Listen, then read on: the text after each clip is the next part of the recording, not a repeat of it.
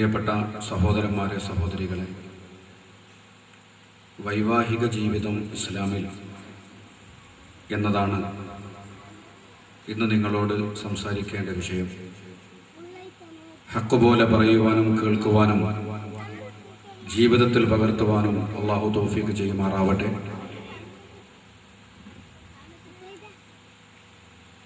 വൈവാഹിക ജീവിതം ഒരു മനുഷ്യനെ സംബന്ധിച്ചിടത്തോളം അവൻ്റെ ജീവിതത്തിലെ മധുരമുള്ള ഒരു ഓർമ്മയാണ്. വിവാഹത്തെ സംബന്ധിച്ച് നേരത്തെ സ്വപ്നം കാണാത്ത ആളുകൾ ഉണ്ടാവില്ല. പുരുഷനാണെങ്കിലും സ്ത്രീയാണെങ്കിലും അവൻ്റെ ജീവിതത്തിൽ വളരെയേറെ പ്രതീക്ഷയോടുകൂടി അവൻ കാത്തിരിക്കുന്ന ഒരു സുന്ദരമായ ജീവിതമാണ് വൈവാഹിക ജീവിതം. പക്ഷേ പല ആളുകൾക്കും അതിൻ്റെ ലക്ഷ്യം നേടാൻ കഴിയാതെ പരാജയപ്പെടുന്നതാണ് പലപ്പോഴും നമ്മൾ കാണുന്നത്. മധുവിധു കാലഘട്ടം തീരുന്നതിൻ്റെ മുമ്പ് തന്നെ ഭാര്യ ഭർത്താക്കൾക്കിടയിൽ പ്രശ്നങ്ങൾ ഉണ്ടാവുകയും സുന്ദരമായ വൈവാഹിക ജീവിതത്തിൻ്റെ മഹത്വവും പുതുമയും നഷ്ടപ്പെടുന്ന കാഴ്ച ഈ കാലഘട്ടത്തിൽ നാം ധാരാളമായി കണ്ടുവരും. അതുകൊണ്ട് തന്നെ ഈ വിഷയത്തെ സംബന്ധിച്ച് നല്ലപോലെ ശ്രദ്ധിച്ച് കേൾക്കുകയും ജീവിതത്തിൽ പകർത്താൻ ശ്രമിക്കുകയും ചെയ്യണമെന്ന് ആദ്യമായി ഉണർത്തി ഈ മഹത്തായ വിഷയത്തിലേക്ക് ഞാൻ കടന്നു വരികയാണ്.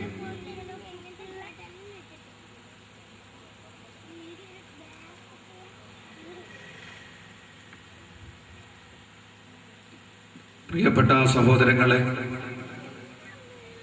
ഒരു വിശ്വാസിയെ സംബന്ധിച്ചിടത്തോളം അവൻ്റെ ഏത് പ്രവൃത്തിയും അല്ലാഹു സുബ്ഹാനഹു വ തആല സ്വീകരിക്കണമെങ്കിൽ നല്ല നിയ്യത്തുണ്ടാവണം. ഇന്നമൽ അഅ്മാലു ബിന്നിയ്യാത്ത്, എല്ലാ കർമ്മങ്ങളും സ്വീകരിക്കപ്പെടുന്നത് നിയ്യത്തിൻ്റെ അടിസ്ഥാനത്തിലാണ്. ഒരു മനുഷ്യന്റെ കരുത്ത് എന്താണോ അതുപോലെയാണ് അതിൻ്റെ വിജയവും അത് ലക്ഷ്യത്തിലെത്തുന്നതുമൊക്കെ. ലികുല്ലി ഇംറിഇൻ മാ നവാ, നബി സല്ലല്ലാഹു അലൈഹി വസല്ലമ തങ്ങൾ പറയുന്നു, ഓരോ മനുഷ്യനിക്കും അവൻ എന്താണോ കരുതിയത് അതാണ് കിട്ടുക. ഏതൊരു വിഷയത്തിനിറങ്ങുമ്പോഴും എന്താണോ അവൻ്റെ മനസ്സിലുള്ള കരുത്ത് അതാണ് അവന് നേടാൻ കഴിയുക. എന്തിനാണ് വിവാഹം? ഒരു വിശ്വാസിക്ക് എന്തിനാണ് വിവാഹം? അതിനെ സംബന്ധിച്ചാണ് ആദ്യമായി നാം ചിന്തിക്കേണ്ടത്. ഒരു വിശ്വാസിയെ സംബന്ധിച്ചിടത്തോളം അവൻ അല്ലാഹുമായുള്ള ബന്ധം, പരലോകത്തുള്ള വിജയം, അതാണല്ലോ അവൻ്റെ ജീവിതത്തിൻ്റെ ലക്ഷ്യം.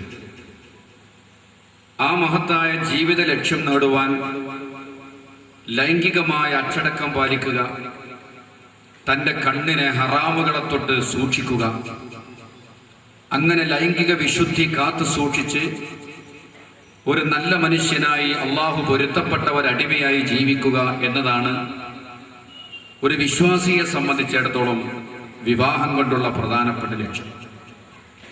ചിലപ്പോൾ ആ വിവാഹബന്ധത്തിൽ മക്കളുണ്ടാകും, ചില ആളുകൾക്ക് മക്കളുണ്ടായില്ല എന്നും വരും. അപ്പൊ മക്കളുണ്ടാവുക എന്നതല്ല പ്രധാനപ്പെട്ട ലക്ഷ്യം. അല്ലാഹു സുബ്ഹാനഹു വ തആല സന്താനങ്ങളെ നൽകിയാൽ അതൊരു വലിയ സൗഭാഗ്യവുമാണ്. ഈ മഹത്തായ ലക്ഷ്യം മുന്നിൽ വെച്ചുകൊണ്ടാണ് ഒരു വിശ്വാസി വിവാഹത്തെ കാണേണ്ടത്. അപ്പോഴാണ് ആ വിവാഹത്തിൽ വിജയവും ഉണ്ടാവുക. ബഹുമാനപ്പെട്ട നബി സല്ലല്ലാഹു അലൈഹി വസല്ലമ തങ്ങൾ പറയുന്ന ഒരു ഹദീസ്, ധാരാളം നിക്കാഹിന് നിങ്ങൾ പലപ്പോഴും പള്ളിയിലും വീടുകളിലും ഒക്കെ പങ്കെടുത്തിട്ടുണ്ടാവും. അവിടെയൊക്കെ ധാരാളമായി നിക്കാഹിന്റെ മുമ്പ് ഓതുന്ന ഖുതുബയിൽ സർവ്വസാധാരണയായി നിങ്ങൾ കേൾക്കുന്ന ഒരു ഹദീസുണ്ട്. മൻ തസവ്വജ ബിഇംറാത്തിൻ ഫഖദ് അഹറസ സുലുസൈ ദീനിഹി ഫല്യത്തഖില്ലാഹ ഫിസ്സുലുസിൽ ബാഖി സയ്യിദുനാ റസൂലുള്ളാഹി. ഈ ഹദീസ് വളരെ ശ്രദ്ധിക്കണം. വിവാഹത്തിന്റെ ലക്ഷ്യം ബഹുമാനപ്പെട്ട നബി സല്ലല്ലാഹു അലൈഹി വസല്ലമ തങ്ങൾ പഠിപ്പിച്ചു തരികയാണ്, മൻ തസവ്വജ ബിഇംറാത്തിൻ, ഒരാൾ ഒരു സ്ത്രീയെ വിവാഹം ചെയ്താൽ, ഒരാൾ നിക്കാഹ് ചെയ്താൽ, ഫഖദ് അഹറസ സുലുസൈ ദീനിഹി, അവന്റെ ദീനിന്റെ 2/3 ഭാഗം അവൻ പൂർത്തീകരിച്ചു കഴിഞ്ഞു. ഒരു മനുഷ്യൻ ഏറ്റവും പ്രധാനം അവന്റെ ദീനാണ്. അവന്റെ ദീനിന്റെ സംരക്ഷണത്തിന് വേണ്ടിയാണ് നിക്കാഹ് ചെയ്യുന്നത്. അവന്റെ ദീനിന്റെ സംരക്ഷണത്തിന് വേണ്ടിയാണ് നിക്കാഹ്. അല്ലാഹുവിന്റെ റസൂല് പറയുന്നു, ഒരാൾ കല്യാണം കഴിച്ചു കഴിഞ്ഞാൽ അവന്റെ ദീനിന്റെ 2/3 ഭാഗവും പൂർത്തീകരിക്കപ്പെട്ടു. ഇനി ഒരു ഭാഗം മാത്രമാണുള്ളത്. അതിലവൻ അല്ലാഹുവിലേക്ക് തഖ്വ ചെയ്തു കൊള്ളട്ടെ. ബഹുമാനപ്പെട്ട ശഫീഉനാ റസൂലുള്ളാഹി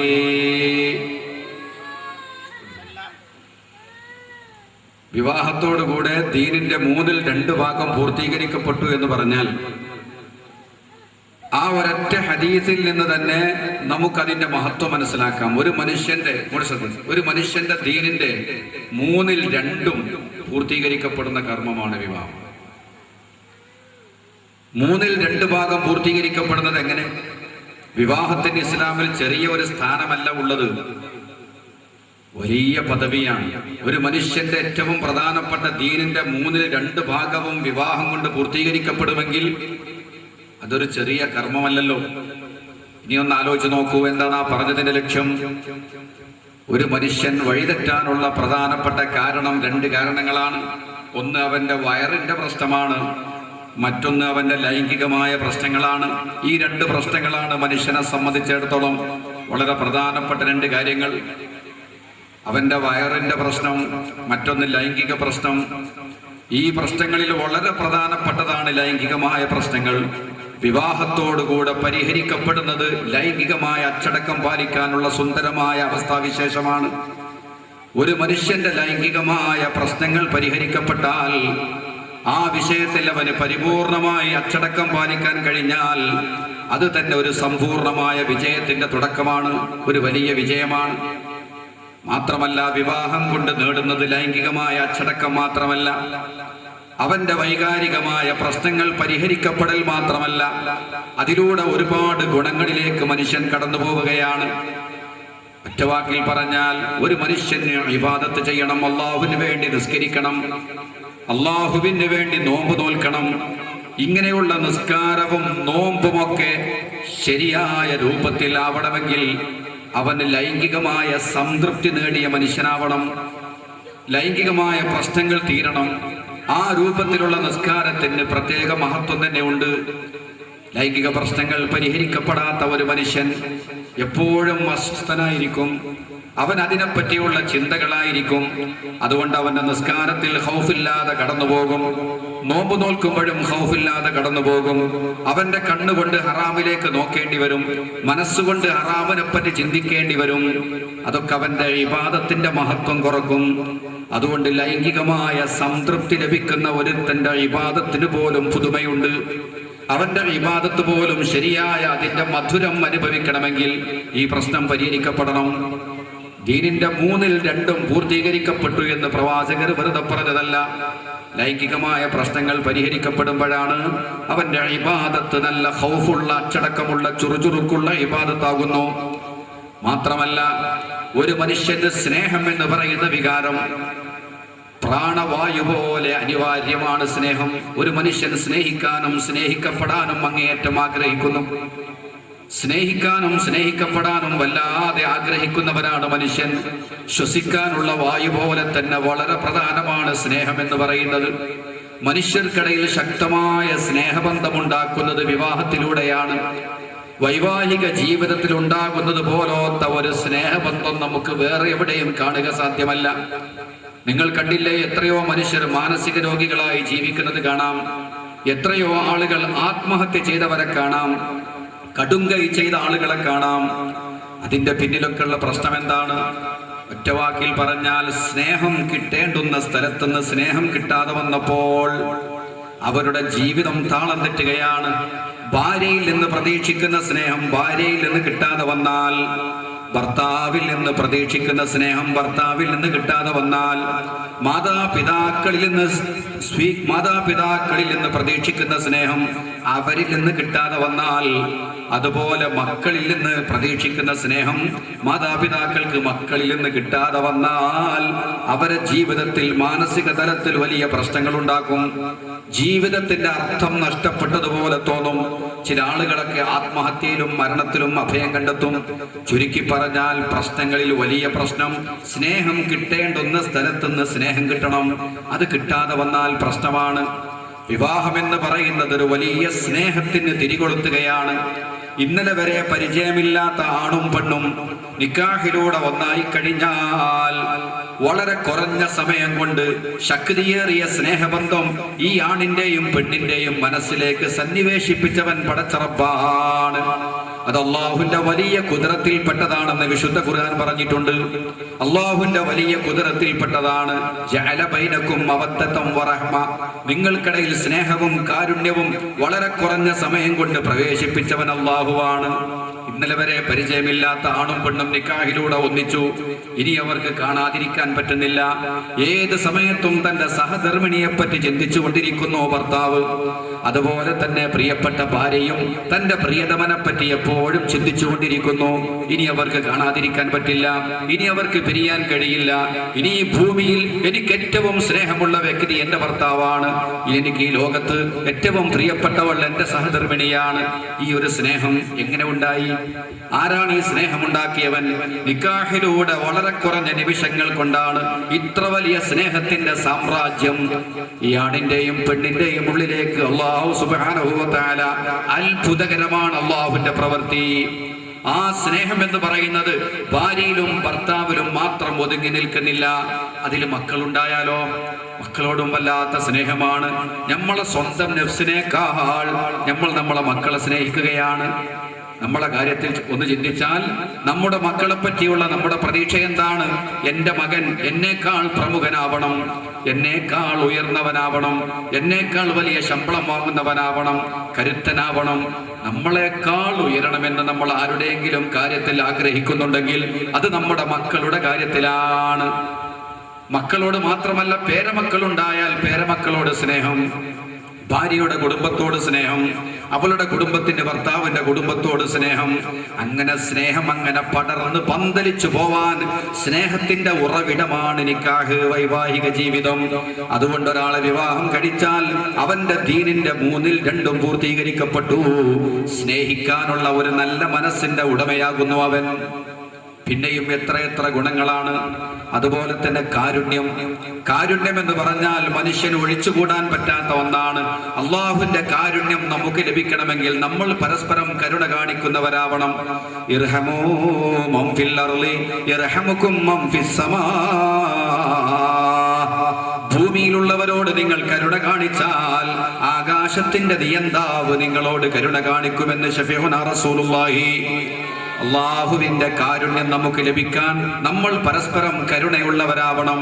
ഈ കാരുണ്യം എന്ന് പറയുന്ന വികാരവും തഴച്ചു വളരുന്നത് വൈവാഹിക ജീവിതത്തിലൂടെയാണ്. പിന്നെ കരുണ, മക്കളോട് കാരുണ്യം, ഭാര്യയോട് കാരുണ്യം. അവർക്കൊരു പനി വന്നാൽ, അവർക്കൊരു ക്ഷീണം വന്നാൽ സഹിക്കാനാവുന്നില്ല.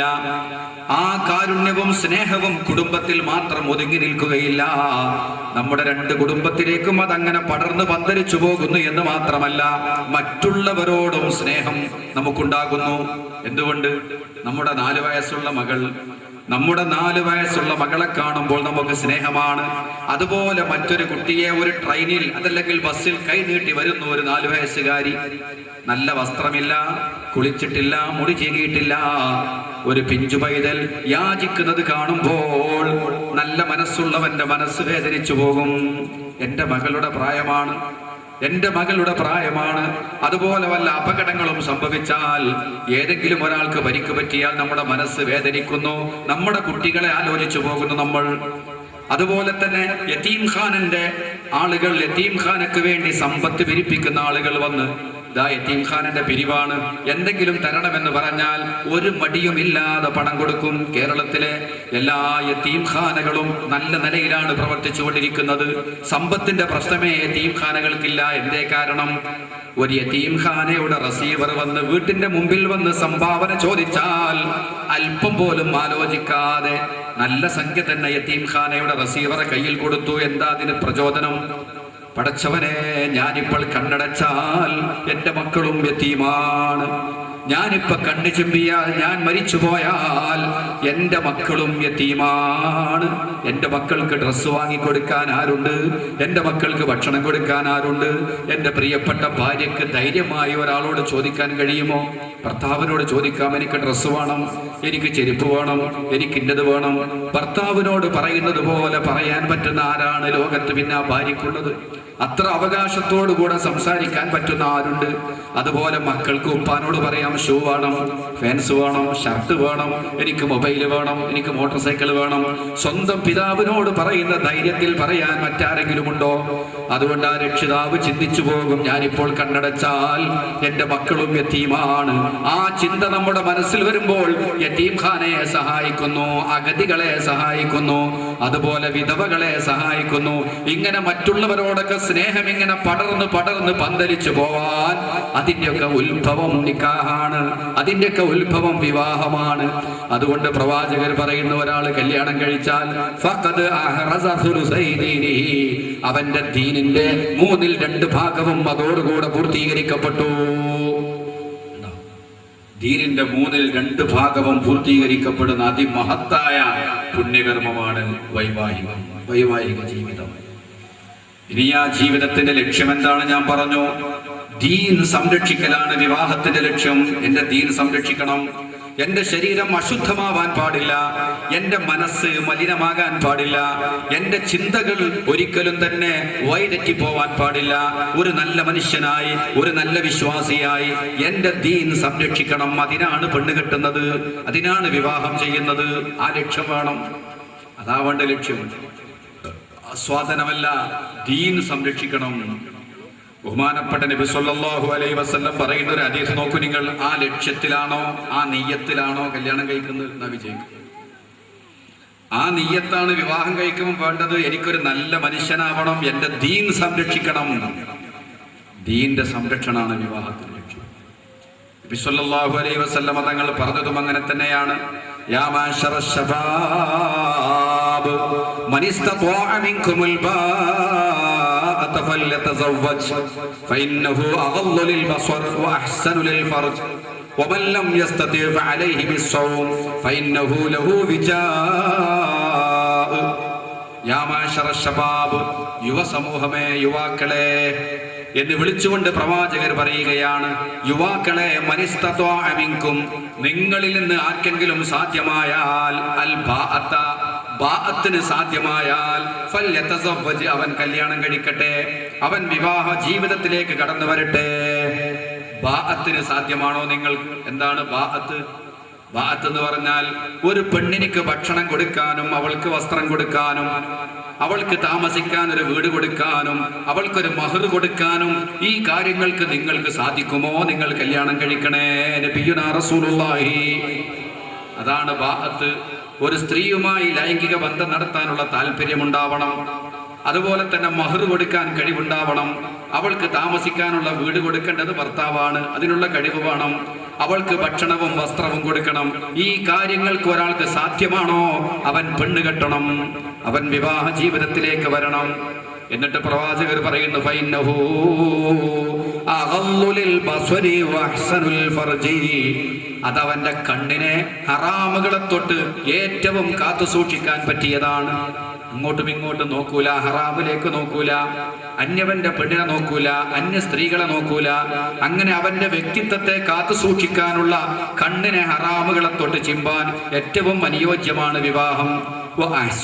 ഫർജ്, അവന്റെ ഗുഹ്യസ്ഥാനത്തെ കാത്തു സൂക്ഷിക്കാൻ, ലൈംഗികമായ അച്ചടക്കം പാലിക്കാൻ ഏറ്റവും നല്ല വഴിയാണ് വിവാഹം. നബിയുനാ റസൂലുള്ളാഹി. ഇനി പ്രവാചകർ പറയുന്നു, വമല്ലം യസ്തതി, ഒരാൾക്ക് സാധ്യമല്ലെങ്കിലോ, മഹർ കൊടുക്കാൻ കഴിയില്ല. മഹർ കൊടുക്കേണ്ടത് പുരുഷനാണ്. മഹർ കൊടുക്കാൻ കഴിയില്ല, അവളെ പോറ്റാനുള്ള സാമ്പത്തിക ശേഷിയില്ല, അതുപോലെ താമസിക്കാൻ ഒരു വീട് കൊടുക്കാൻ അവന്റെ കയ്യിലില്ല. അങ്ങനത്തെ ഒരു ഘട്ടമാണെങ്കിൽ അവൻ നോമ്പ് നോറ്റ് കൊള്ളട്ടെ. അവൻ കല്യാണം കഴിക്കണ്ട, നോമ്പ് നോൽക്കണം. നോമ്പ് നോറ്റ് ആത്മീയതയിലേക്ക് പ്രവേശിച്ചുകൊണ്ട് അവൻ അവന്റെ നഫ്സിനെ നിയന്ത്രിച്ച് പഠിക്കണമെന്നാണ് പറഞ്ഞത്. ധാരാളമായി നോമ്പ് നോൽക്കുമ്പോൾ അവന്റെ നഫ്സിനെ നിയന്ത്രിക്കാൻ കഴിയും, അവന്റെ ശരീരത്തെ അവന് നിയന്ത്രിക്കാൻ കഴിയും, അവന്റെ വികാരങ്ങളെ നിയന്ത്രിക്കണം നോമ്പ് കൊണ്ട്. അങ്ങനെ ആത്മീയ ജീവിതത്തിലേക്ക് പ്രവേശിക്കണമെന്നാണ്. കാരണം ഇതിനൊന്നും കഴിവില്ലാത്ത ഒരാൾ കല്യാണം കഴിച്ചാൽ ആ പെൺകുട്ടി വയന്നു പോകും, അവന്റെ മുമ്പിൽ കഷ്ടപ്പെട്ടു പോകും, ജീവിതം ദുർഘടമാകും. അതുകൊണ്ടാണ് പ്രവാചകർ പറയുന്നത് അതിന് സാധിക്കാത്തവൻ നോമ്പ് നോൽക്കണം. അപ്പൊ ചുരുക്കി പറഞ്ഞാൽ കണ്ണിനെ ഹറാമിനെ തൊട്ട് കാത്തു സൂക്ഷിക്കാൻ, ലൈംഗികമായ അച്ചടക്കം പാലിക്കാൻ ഏറ്റവും നല്ല വഴി വിവാഹമാണെന്ന് പഠിപ്പിക്കുന്നു നബി മുഹമ്മദ് മുസ്തഫ. പക്ഷേ ഈ നിയ്യത്ത് തന്നെ ആയിരിക്കണം വിവാഹ സമയത്ത്. ഈ നിയ്യത്ത് തന്നെ മനസ്സിലുറപ്പിച്ചൊരാൾ വിവാഹം ചെയ്താൽ ആ വിവാഹം വിജയിക്കും, അല്ലെങ്കിൽ പരാജയപ്പെടാൻ സാധ്യതകളേറെയാണ്. ബഹുമാനപ്പെട്ട നബി തങ്ങൾ പറയുന്നു, നോക്കൂ നിങ്ങൾ, തുൻകഹുൽ മർഅതു ലിഅർബഈൻ ലിമാലിഹാ വലിജമാലിഹാ വലിഹസബിഹാ വലിദീനിഹാ.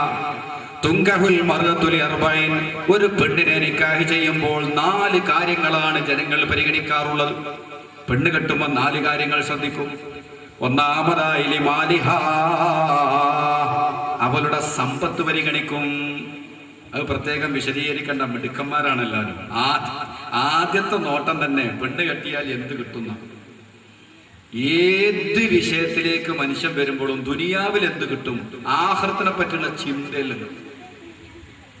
നിരീശ്വരവാദികളെ കഥയല്ല പറയണത്. നിസ്കരിക്കുന്നവനില്ല, നിസ്കരിക്കുകയും നോമ്പ് നോൽക്കുകയും ചെയ്യുന്ന മനുഷ്യന് എന്ത് ചെയ്യണമെങ്കിലും എന്ത് കിട്ടും, ഇപ്പൊ എന്ത് കിട്ടും എന്നുള്ളതാണ്.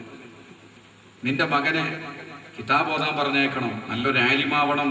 ആലിമീങ്ങൾക്ക് ക്ഷാമുള്ള കാലാണ്. നല്ല തികഞ്ഞ ഒരു ആലിമാവണം, ഹാഫിളാവണം. നീ മരിച്ചാൽ നിന്റെ മയ്യത്ത് കുളിപ്പിക്കാനും നിന്റെ മയ്യത്ത് നിസ്കാരത്തിന് നേതൃത്വം കൊടുക്കാനും നിനക്ക് വേണ്ടി ഖത്തമോതാനും നല്ല ഭക്തിയുള്ള ഒരു ആലിമാവണം, ഒരു ഹാഫിളാവണം. ഓതാൻ പറഞ്ഞാൽ എത്ര ശമ്പളം കിട്ടുക ആദ്യം. അങ്ങനെ ചിന്തിച്ച ഒരാളും അവന്റെ കുട്ടിനെ പറഞ്ഞേക്കൂല ഖിയാമത്ത് വരെ.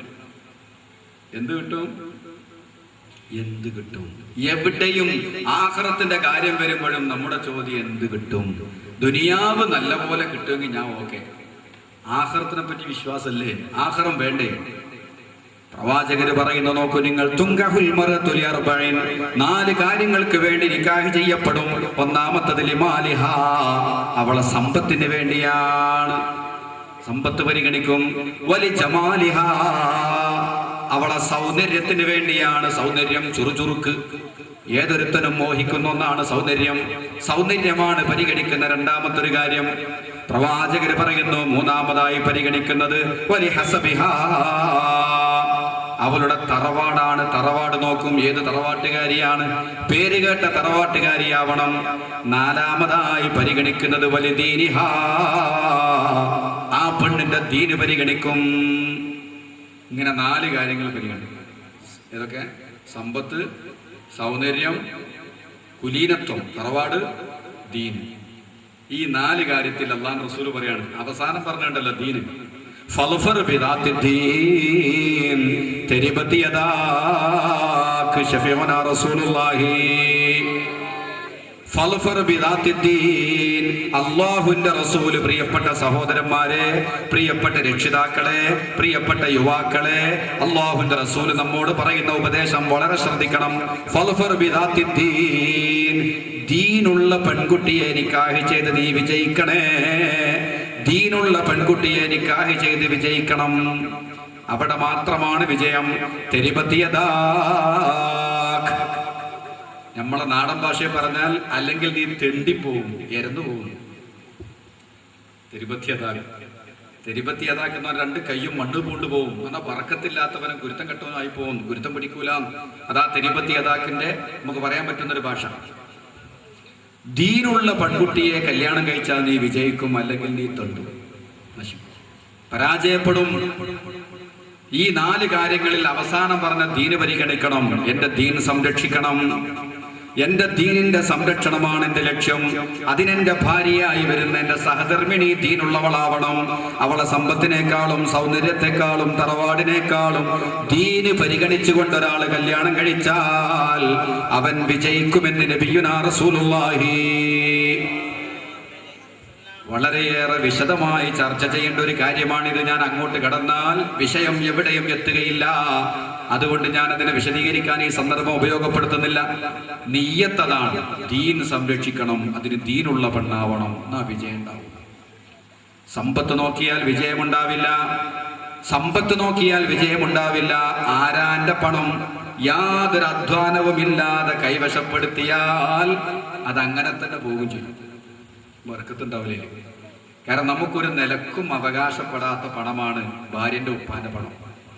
സത്യത്തിൽ ഒരു മനുഷ്യൻ തന്റെ മകളെ നിക്കാഹ് ചെയ്യുന്ന സമയത്ത് ഒരു ഉറുപ്പിക ചെലവാക്കേണ്ട ബാധ്യത ഇസ്ലാമിക ദൃഷ്ടിയ പെണ്ണിന്റെ വാപ്പാക്കില്ല. ഉണ്ടോ? ഇല്ല. മഹർ കൊടുക്കേണ്ടത് ഭർത്താവാണ്. കല്യാണ സദ്യ നടത്തേണ്ട ചെലവ് നടത്തേണ്ടത് ഭർത്താവാണ്.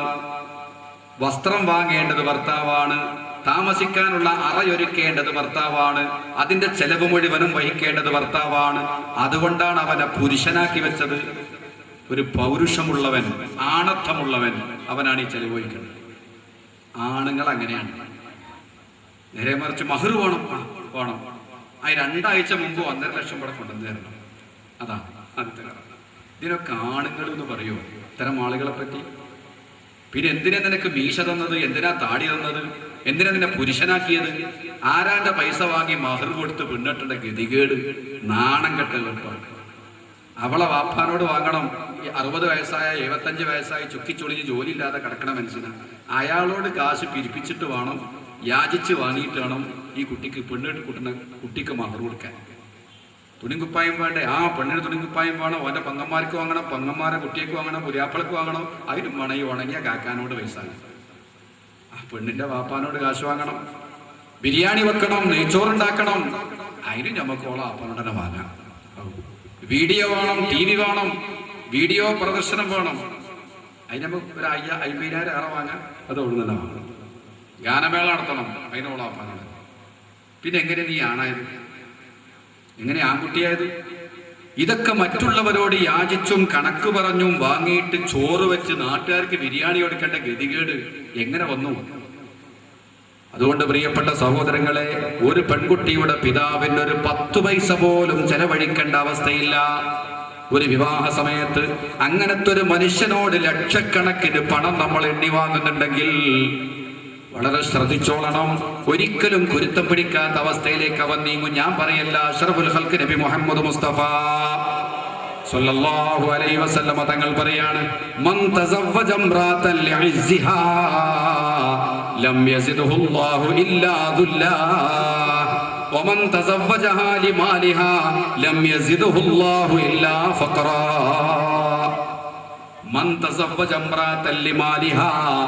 ആരെങ്കിലും സമ്പത്തിന് പരിഗണന കൊടുത്തുകൊണ്ട് പെണ്ണ് കെട്ടിയാൽ 2 വേണം, 5 ലക്ഷം വേണം, ഇങ്ങനെ കാറ് വേണം, ഇങ്ങനെ പെണ്ണിന്റെ സമ്പത്ത് ലക്ഷ്യം വെച്ചുകൊണ്ട് ഒരാൾ പെണ്ണ് കെട്ടിയാൽ ലം യസിദുഹുല്ലാഹു ഇല്ലാ ഫഖറാ, ദാരിദ്ര്യമല്ലാതെ അവന് വർദ്ധിക്കുകയില്ല. മുത്തുനബി മുഹമ്മദ് മുസ്തഫ അത് പിഴക്കൂല.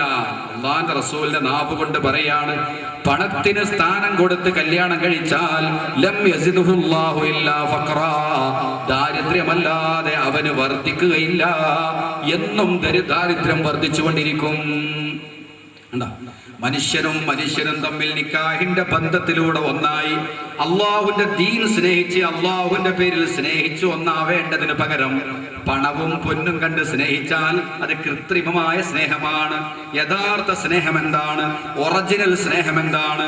യാതൊരു കളങ്കവുമില്ലാത്ത, ഭൗതികമായ യാതൊരു താല്പര്യങ്ങളുമില്ലാതെ ദീനിന്റെ പേരിൽ, വിശ്വാസത്തിന്റെ പേരിൽ, അള്ളാഹുവിന്റെ പേരിൽ ഒന്നിക്കലാണ് യഥാർത്ഥ ബന്ധം. പണം കൊണ്ടും പൊന്നുകൊണ്ടും കൂട്ടിയോജിപ്പിക്കുന്ന ബന്ധം കൃത്രിമമായ സ്നേഹബന്ധമാണ്. പണത്തിന്റെ പേരിലുള്ള സ്നേഹം കൃത്രിമമായ സ്നേഹമാണ്. പൊന്ന് കണ്ടിട്ടുള്ള സ്നേഹം പൊന്നിനോടുള്ള സ്നേഹമാണ്. മനുഷ്യനും മനുഷ്യനും തമ്മിലുള്ള ഒറിജിനൽ സ്നേഹമായിരിക്കണം. അള്ളാഹുവിന്റെ പേരിൽ ഒന്നിക്കണം. അള്ളാഹുവിന്റെ ദീൻ സംരക്ഷിക്കാൻ വേണ്ടി ഒരുമിച്ച് പ്രവർത്തിക്കേണ്ടവരാ നിങ്ങൾ. നല്ല ഒരു തലമുറക്ക്, നല്ല വിശുദ്ധമായ ഒരു തലമുറക്ക് അസ്ഥിവാരമായി നിൽക്കേണ്ടവരാണ്. അതുകൊണ്ട് ഏറ്റവും നല്ല നെയ്യത്ത് ദീനുള്ളവരാവണം. എന്റെ ദീന് സംരക്ഷിക്കണം. പുന്നാര നബി പറയുന്നത്, പണത്തിന് വേണ്ടി പെണ്ണ് കെട്ടിയാൽ ദാരിദ്ര്യമല്ലാതെ വർദ്ധിക്കുകയില്ല. ഇനി സംശയം നോക്കുമ്പോഴും വലിയ ചെലവൊന്നുമില്ലാത്തൊരു ചെറുപ്പക്കാരൻ പെണ്ണിട്ടി, ഓനൊരു ലക്ഷം ഒന്നും ഇതുവരെ കണ്ടിട്ടില്ല. ചെറിയ പൈസ ചെലവാക്കുന്ന ആളാണ്. അങ്ങനത്തെ ഒരുത്തന് 3 ലക്ഷമാണ് കിട്ടിയത്. കല്യാണം കഴിഞ്ഞ് ഒരാഴ്ച കഴിഞ്ഞപ്പോൾ നമുക്കൊരു 50,000 റുപ്യന്റെ അത്യാവശ്യമാണ്. കഴിഞ്ഞ ആഴ്ചയാണല്ലോ 3 ലക്ഷം വാങ്ങിയത്. അപ്പൊ അവരോട് നമുക്കൊരു 50,000 കടം ചോദിക്കാം. അങ്ങനെ 3 ലക്ഷം സ്ത്രീധനം വാങ്ങിയവനെ തെരഞ്ഞു നടന്നു. സലാം പറഞ്ഞ് ഒരു 50,000 റുപ്യ വേണം. 50,000 ഞാൻ സൽക്കാരത്തിന് പോകാൻ വണ്ടി വിളിക്കാൻ വേണ്ടി എന്നോട് ചില്ലറ ചോദിക്കാൻ വേണ്ടി നിൽക്കാം. 3 ലക്ഷം ഇവിടെ പോയി പോയത് അറിയില്ല. 3 ലക്ഷം വാങ്ങിയതൊക്കെ ശരിയാ, എന്റെ ആയതറിയില്ല. ആരാന്റെ പൈസ അങ്ങനെ ഹക്കല്ലാത്തത് ചോദിച്ചു വാങ്ങിയാൽ അത് കാണാണ്ടാവില്ല. അതുകൊണ്ട് ഒരാൾ മെച്ചപ്പെട്ടത് ചരിത്രത്തിൽ കേട്ടിട്ടില്ല. എന്നാലും അതിന്റെ പിറകെ തന്നെ മനുഷ്യൻ. ഞാൻ നീട്ടി പറയുന്നില്ല. അള്ളാഹുവിന്റെ റസൂല് പറയുന്നു, പണത്തിന് വേണ്ടി പെണ്ണ് കെട്ടിയാൽ ദാരിദ്ര്യമല്ലാതെ വർദ്ധിക്കൂല. പിന്നെ ചില ആള് പരിഗണന കൊടുക്കൽ എന്തിനാണ്? സൗന്ദര്യത്തിനാണ്. സൗന്ദര്യം വേണം, നല്ല സീനത്ത് വേണം, നല്ല ഭംഗി വേണം. ആ ഒരൊറ്റ ചിന്തയിൽ പെണ്ണ് കെട്ടിയവനും വിജയിക്കുകയില്ല. നിങ്ങളെ അനുഭവത്തിൽ ആരെങ്കിലും അങ്ങനെ ഉണ്ടെങ്കിൽ ഒന്ന് പഠിച്ചു നോക്കൂ. അവരെ ജീവിതം പരാജയത്തിലാണ്.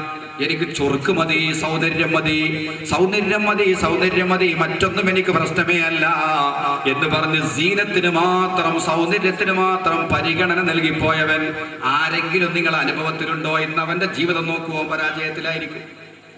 കാരണം സൗന്ദര്യം എന്ന് പറയുന്നത് നിലനിൽക്കുന്ന ഒരു സാധനമല്ല. ഒരു കാലത്ത് അതിസുന്ദരിയായ പെണ്ണ് ഇപ്പൊ കണ്ടാൽ ഒന്നും ആവില്ല, പെട്ടെന്ന് പോകും. സ്ത്രീ സൗന്ദര്യം എന്ന് പറഞ്ഞാൽ കുറെ കാലം നിലനിൽക്കുന്ന ഒന്നൊന്നല്ല. നല്ല സീനത്തുള്ള പെണ്ണാണ്, വളരെ സൗന്ദര്യമുള്ള പെൺകുട്ടിയാണ്. എന്നാലും ഒരു പക്ഷേ കല്യാണം കഴിഞ്ഞൊരു പ്രസവം കഴിഞ്ഞാൽ കുട്ടിയുടെ കോലം തന്നെ മാറും. ചിലപ്പോ വയസ്സത്തികളെ പോലെയോ തടിയൊക്കെ കനത്ത് നല്ല ചുറുക്കുണ്ടായിരുന്ന സീനത്തുണ്ടായിരുന്ന പെൺകുട്ടിയാണ് പോയി. ഇനി എന്താ ചെയ്യാ? ഒന്നും ചെയ്യാൻ പറ്റില്ല. അപ്പൊ ആ സൗന്ദര്യത്തെ മാത്രം പൂജിച്ച ഒരാള് അത് നിലനിൽക്കാത്തൊരു സാധനമോ മനസ്സിലാക്കണം. ചിലപ്പോ കാര്യമായ ആകർഷണമില്ലാത്തൊരു പെണ്ണ് വിവാഹം കഴിഞ്ഞാൽ നാൾക്ക് നാള് സൗന്ദര്യം കൂടി കൂടി കൂടി വരുന്നത് കാണാം. അങ്ങനെ ഉണ്ടാവാറ്. മാത്രമല്ല, സൗന്ദര്യത്തെ മാത്രം സ്നേഹിച്ചാൽ അതുകൊണ്ടുള്ള അപകടം എന്താ പറയുക? ഈ സൗന്ദര്യത്തെ സ്നേഹിച്ചാൽ അത് താൽക്കാലികം മാത്രമാണ്. ഇത് അതിനേക്കാൾ വലുത് കാണുന്നത് വരെ മാത്രമേ നിലനിൽക്കൂ. ഏറ്റവും നല്ല സുന്ദരിയായ ഒരു പെൺകുട്ടിനെ കല്യാണം കഴിക്കണം എന്ന് കരുതി അങ്ങനത്തെ ഒരു പെണ്ണിനെ കിട്ടി. 2 ആഴ്ച കഴിഞ്ഞപ്പോ നിന്റെ സ്നേഹിതന്റെ വിവാഹം ക്ഷണിച്ചു. നീയും നിന്റെ ഭാര്യയും കൂടി ആ കല്യാണത്തിൽ പങ്കെടുക്കാൻ വേണ്ടി ചെന്നു. അവിടെ ചെന്ന് നോക്കുമ്പോ അവന്റെ ഭാര്യ മുത്താണ്. അത് മുത്താറിയാണ്. അതിനേക്കാൾ സീനത്തുള്ള ഒരു പെണ്ണിനെ കണ്ടാൽ ഇത് കൊള്ളാമല്ലോ, നീ നിന്റെ ഭാര്യയെ തന്നെ നോക്കും. കോലല്ല, അങ്ങനെ ഒരു കോലം. ആദ്യം ആൾട്ടോ കാറുണ്ടായിരുന്നു, അത് കിട്ടുന്നത് വരെ ഓൻ അത് മതി, ആൾട്ടോ മതിയായിരുന്നു. ഒരു കാറ് വേണം, സ്വന്തമായിട്ടൊരു കാറ് വേണം, അവനവന്റെ ഭാര്യനെ മക്കളെയും കൊണ്ടുപോയി ഒരു കാറ് വേണം. അങ്ങനെ ആൾട്ടോ കിട്ടുന്നത് വരെ അവന്റെ മനസ്സിൽ ഏറ്റവും ആഗ്രഹിക്കുന്നത് അതാണ്. പക്ഷെ അത് കയ്യിൽ കിട്ടിക്കഴിഞ്ഞാൽ പിന്നെ അവൻ ആഗ്രഹിക്കുന്ന എന്താ? ഒരു 8 ലക്ഷത്തിന്റെ കുറച്ചുകൂടി ഒക്കെ ഒരു വിശാലമായൊരു വണ്ടിയുടെ തരക്കടില്ല. പിന്നെ കണ്ണു മൊയ്യുവായി മലായി. പിന്നെ രാവിലെ തന്നെ എഴുന്നേറ്റ് കാർമുക്ക് നോക്കുമ്പോൾ അതിന് കഴുകാനൊന്നും ആവില്ല, അവിടെ കിടക്കട്ടെ, മറ്റേ ഇതിന്റെ മൂല്യം കുറഞ്ഞു, മറ്റേതിന്റെ മൂല്യം കൂടി.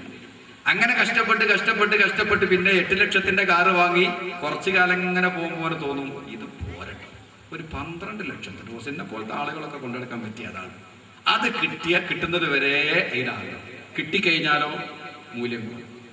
അത് മനുഷ്യന്റെ സ്വഭാവമാണ്. ഏതൊരു സാധനം എത്ര ആഗ്രഹിച്ചു മോഹിച്ചാലും കയ്യിൽ കിട്ടുന്നത് വരെ അതിന് മഹത്വമുണ്ട്. കയ്യിൽ കിട്ടിയാൽ അതിന്റെ മൂല്യം കുറച്ചു കാണും, അതിനേക്കാൾ വലുത് ആഗ്രഹിക്കും. പെണ്ണ് കെട്ടുന്നിടത്തും ഈ സൗന്ദര്യ പ്രേമികൾക്ക് അതാ സംഭവിക്കും. കയ്യിൽ കിട്ടുന്നത് വരെ അവൾ സുന്ദരിയായിരിക്കും. കിട്ടിക്കഴിഞ്ഞ് കുറച്ചു കാലം കഴിഞ്ഞാൽ അതിനേക്കാൾ വലുത് എവിടെയെങ്കിലും ഉണ്ടോന്നോ അവന്റെ കണ്ണിങ്ങനെ പെണ്ണുങ്ങളെ നോക്കിയാണ്.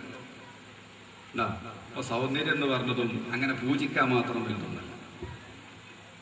പിന്നെ കല്യാണം കഴിക്കുമ്പോൾ ശ്രദ്ധിക്കലേതാണ് വലിയ ഹസബിഹ, അവളെ തറവാടിന്റെ മഹത്വമാണ്. തറവാട് നോക്കും. ചില ആളുകളുണ്ടാവും ആ തറവാട്ട് കയറാൻ മാത്രമൊന്നും ആവില്ല, പക്ഷേ ചിലപ്പോൾ എന്തെങ്കിലും ആ പെണ്ണിനെന്തെങ്കിലും എന്തെങ്കിലും ഒരു തകരാറുണ്ടെങ്കിൽ ചിലപ്പോൾ നല്ല നിറയില്ല, അതല്ലെങ്കിൽ സീനത്ത് കുറച്ച് കുറവാണ്, അങ്ങനെയൊക്കെ വന്നു കഴിഞ്ഞാൽ ചിലപ്പോൾ ഏതെങ്കിലും ആ തറവാടായിട്ട് യോജിക്കാത്ത ഒരുത്തനോട് കല്യാണം കഴിക്കും. അപ്പോൾ ഇങ്ങനെ തോന്നും ആ തറവാട്ടുന്ന ഇന്നാളെ പെങ്ങളെയാണ്, ഇന്നാളെ മോളെയാണ്, ഇന്നാളെ മരോളെയാണ്. അങ്ങനെ തറവാടിന്റെ മഹത്വത്തെ ഇവൻ വല്ലാതെ സ്നേഹിച്ചു.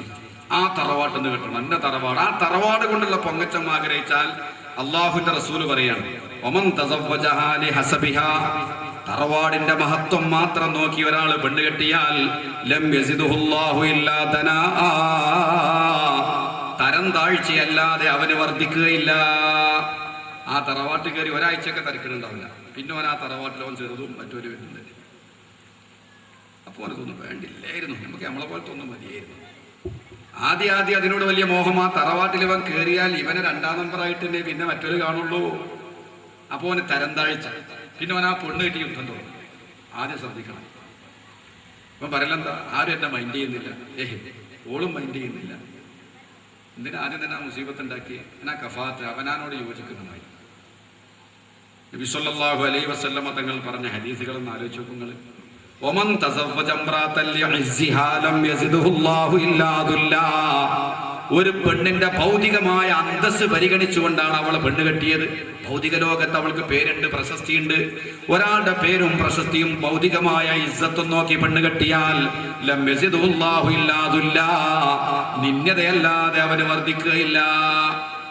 കലാരംഗത്ത് മികച്ച ഒരു പെണ്ണാണ്, അല്ലെങ്കിൽ എന്തെങ്കിലും രാഷ്ട്രീയ രംഗത്തോ മറ്റോ തിളങ്ങുന്ന ഒരു പെണ്ണാണ്. ഇപ്പൊ ഭൗതിക ലോകത്തുള്ള അവളെ ഇസ്സത്ത് കണ്ടു കെട്ടിയാൽ ഇവൻ നിന്യനാവും. ഇവനൊരു കാവൽപ്പട്ടിന്റെ വില മാത്രമേ ഉണ്ടാവുള്ളൂ. ഉളപ്പങ്ങനെ നടക്കുക.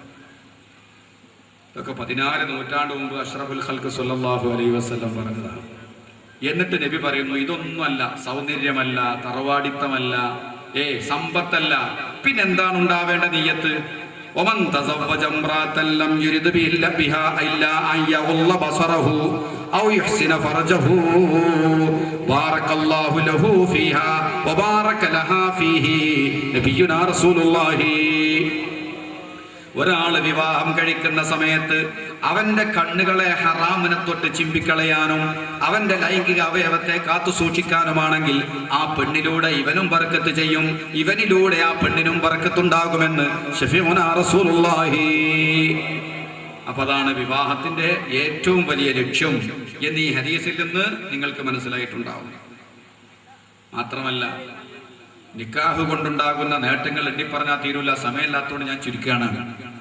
ബഹുമാനപ്പെട്ട നബി സല്ലല്ലാഹു അലൈഹി വസല്ലം പറഞ്ഞിട്ടുണ്ട്, ദോഷങ്ങളെ കൂട്ടത്തിൽ ചില ദോഷങ്ങളുണ്ട്. ലാ യുകഫിറുഹാ സ്വലാത്തുൻ വലാ സിയാമുൻ വലാ ഹജ്ജുൻ. ആ ദോഷങ്ങൾ നിസ്കരിച്ചാൽ പൊറുക്കൂല, നോമ്പ് നോറ്റാലും പൊറുക്കൂല, ഹജ്ജ് ചെയ്താലും പൊറുക്കൂല. പിന്നെ അത് പൊറുക്കണമെങ്കിൽ ഭാര്യ മക്കൾക്ക് വേണ്ടി ദുനിയാവിൽ കഷ്ടപ്പെടുന്ന കഷ്ടപ്പാടുകളെ കൊണ്ട് മാത്രമേ, കുടുംബത്തിന് വേണ്ടിയുള്ള ദുഃഖം സഹിക്കൽ, അതുകൊണ്ട് മാത്രമേ ആ ദോഷം പൊറുപ്പിക്കുകയുള്ളൂ ശഫീഉനാ റസൂലുള്ളാഹി. അപ്പൊ കുടുംബത്തിന് വേണ്ടി ടെൻഷൻ അടിച്ചാൽ കുടുംബത്തെ പോറ്റാൻ, കുടുംബത്തിന് അരി വാങ്ങാൻ, വസ്ത്രം വാങ്ങാൻ സാമ്പത്തികമായി ഞെരുക്കമുണ്ടാകുമ്പോൾ ഒരു കുടുംബനാഥന് പ്രയാസം ഉണ്ടാകും. ആ പ്രയാസം കാരണമായി അവന്റെ ദോഷങ്ങൾ പൊറുക്കുന്നു. ആ ദോഷങ്ങൾ നിസ്കരിച്ചാൽ പൊറുക്കൂല, നോമ്പ് നോറ്റാലും പൊറുക്കാത്ത ദോഷങ്ങളൊക്കെ ഇത്തരം ദോഷങ്ങളെ കൊണ്ട്, ഇത്തരം പ്രവർത്തനങ്ങളെ കൊണ്ട് പൊറുക്കുമെന്ന് ബഹുമാനപ്പെട്ട നബിയുനാ റസൂലുള്ളാഹി. അതൊക്കെ വൈവാഹിക ജീവിതത്തിന്റെ നേട്ടങ്ങളാണ്, എണ്ണി പറഞ്ഞാൽ തീർക്കാനാവില്ല. പക്ഷേ ഈ വിവാഹ ജീവിതം വിജയിക്കണം, വൈവാഹിക ജീവിതം വിജയിക്കണം, നേരത്തെ പറഞ്ഞ ലക്ഷ്യങ്ങൾ നേടാൻ കഴിയണം, അവന്റെ ദീൻ സംരക്ഷിക്കാൻ കഴിയണം, അവന്റെ വിവാഹം കൊണ്ട് ദീൻ സംരക്ഷിക്കാൻ കഴിയണം. ഉള്ള ദീനും പൊളിഞ്ഞു പോകുന്ന വിവാഹം കൊണ്ട് കാര്യമില്ല. പെണ്ണ് കെട്ടുന്നത് വരെ അവൻ നല്ലവനായിരുന്നു. ഇപ്പൊ പെണ്ണ് കെട്ടിയതിന് ശേഷം ഓളി മോട്ടോർ സൈക്കിളിൽ വെച്ച് സിനിമക്ക് പോക്ക് തുടങ്ങിയിട്ടുണ്ട്. എവിടെ സർക്കസ് ഉണ്ടെങ്കിലും അവിടെ എത്തും. അങ്ങനെ ദീൻ പൊളിക്കാനാവരുത് ബന്ധം. അല്ലാഹുവിന്റെ റസൂൽ പറഞ്ഞ ദീൻ സംരക്ഷിക്കാനാണ് വിവാഹം. ദീൻ സംരക്ഷിക്കപ്പെടുന്ന വിവാഹമാവണം. അതിനെന്താണ് വഴി? അതിൽ വളരെ പ്രധാനമാണ് തന്റെ സഹധർമ്മിണിയെ മനസ്സിലാക്കാൻ കഴിയണം. മനസ്സിലാക്കി ഭാര്യയോട് പെരുമാറാൻ ഭർത്താവിനും, ഭർത്താവിനെ മനസ്സിലാക്കി പെരുമാറാൻ ഭാര്യയ്ക്കും സാധിക്കണം. അവിടെ എന്റെ വിജയം. രണ്ട് വിഭാഗത്തിനും പരസ്പരം മനസ്സിലാക്കി പെരുമാറാൻ കഴിയും. സ്ത്രീ എന്താണ്, സ്ത്രീയുടെ സ്വഭാവം എന്താണ്, പെണ്ണ് കെട്ടുക, വിവാഹ ജീവിതത്തിലേക്ക് വരിക എന്ന് പറയുമ്പോൾ സുഖങ്ങൾ മാത്രം നമ്മൾ സ്വപ്നം കാണും അല്ലേ? നല്ല ചുരിദാറൊക്കെ ഇട്ട് മുല്ലപ്പൂവൊക്കെ ചൂടി അത്രയൊക്കെ പൂശി സ്പ്രേ എല്ലാം അടിച്ച് ഇങ്ങനെ നിന്ന് ലങ്കി മാറിയുന്നോളെ അങ്ങനെ ലങ്കി മറിച്ചിൽ മാത്രമേ നമ്മളെ മനസ്സിലുണ്ടാവും. എന്നാ എപ്പോഴും ഈ സാധനം ലങ്കി മറിയില്ല, മനസ്സിലായില്ലേ? എപ്പോഴും ലങ്കി മറിയാനൊന്നും ഓളെ കൊണ്ട് കഴിയില്ല. അടുത്ത് വരുമ്പോഴാണ് ഇതിന് ചില സൈഡ് എഫക്റ്റുകളൊക്കെ ഉണ്ട്. കഷായം കുടിച്ചാൽ രോഗം മാറും, പക്ഷെ അതിന്റെ കയ്പ് നമ്മൾ സഹിക്കണം. റേഡിയേഷൻ നടത്തിയാൽ ചിലപ്പോൾ ക്യാൻസർ ഉണങ്ങും, പക്ഷെ മുടിയെല്ലാം കൊഴിഞ്ഞു പോകും. ഒക്കെ സൈഡ് എഫക്റ്റ് ഉണ്ടാവും. എന്നതുപോലെ എല്ലാറ്റിലും ചെറിയ സൈഡ് ഉണ്ടാവും, സൈഡ് എഫക്റ്റ് ഉണ്ടാവും. അത് നമ്മൾ തരണം ചെയ്യാൻ പഠിക്കണം, അത് സഹിക്കാൻ പറ്റും. ഒരു ബുദ്ധിമുട്ടുമില്ലാതെ കുടുംബജീവിതം മുന്നോട്ട് പോകുമല്ലോ. ഇടക്കിടക്കൊക്കെ പരീക്ഷണങ്ങളുണ്ടാവും, അതും കൂടി നേരത്തെ കാണണം. വിവാഹ ജീവിതം എന്ന് പറയുമ്പോൾ ആണും പെണ്ണും സുഖവും സന്തോഷവും മാത്രം സ്വപ്നം കാണരുത്. ചിലപ്പോഴൊക്കെ ദുഃഖങ്ങളുണ്ടാവും, പ്രയാസങ്ങളുണ്ടാവും. ഒരാൾക്ക് ഇഷ്ടപ്പെടാത്തത് ഭർത്താവിലും ഉണ്ടാവാം, ഭർത്താവിന് ഇഷ്ടപ്പെടാത്തത് ഭാര്യയിലുണ്ടാവാം. അത് തരണം ചെയ്യാവുന്ന വിഷയത്തിൽ വിജയിച്ചാൽ വിവാഹം വിജയിക്കും. പരാജയപ്പെടൽ അത് പൊരുത്തപ്പെടാൻ കഴിയാതെ വരുമ്പോഴാണ്. പിന്നെ ഈ പറഞ്ഞ ഗുണങ്ങളൊന്നും, ദീനീ സംരക്ഷണമൊന്നും അവിടെ ഉണ്ടാവില്ല. ദീൻ സംരക്ഷിക്കപ്പെടണമെങ്കിൽ നിങ്ങൾ തമ്മിലുള്ള ബന്ധം ശക്തിയാവണം, ആളെ മനസ്സിലാക്കി പെരുമാറാൻ അറിയണം. പെണ്ണിന് വ്യത്യസ്തമായ സ്വഭാവങ്ങളുണ്ട്. നിങ്ങൾ വിചാരിക്കുന്നത് പോലെയുള്ള സൗന്ദര്യവും നിങ്ങൾ സിനിമയിലോ നോവലിലൊക്കെ വായിക്കുന്നത് പോലെയുള്ള ഗുണങ്ങൾ മാത്രമല്ല, ചില മറുവശങ്ങളുണ്ട്. പ്രകൃതിപരമായിട്ടുള്ളതുണ്ട്, ദുസ്വഭാവം കൊണ്ടുണ്ടാകുന്നതുണ്ട്, ഒക്കെ ഉണ്ട്. നെഹ്റു, പണ്ഡിറ്റ് ജവഹർലാൽ നെഹ്റു അദ്ദേഹത്തിന്റെ ഇന്ത്യയെ കണ്ടെത്തൽ എന്ന് പറയുന്ന പുസ്തകത്തിൽ ഒരു ആലങ്കാരികമായി പെണ്ണിനെ വർണ്ണിച്ചിട്ടുണ്ട്. നമുക്ക് കുറെ കാര്യം മനസ്സിലാക്കാം.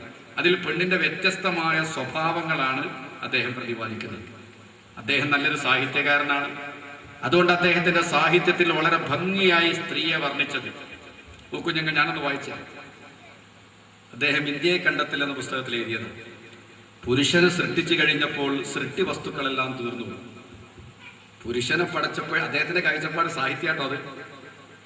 പുരുഷനെ സൃഷ്ടിച്ചപ്പോൾ സൃഷ്ടി വസ്തുക്കളെല്ലാം തീർന്നു, നീ പെണ്ണിനെന്തുകൊണ്ടാ പടക്കുക?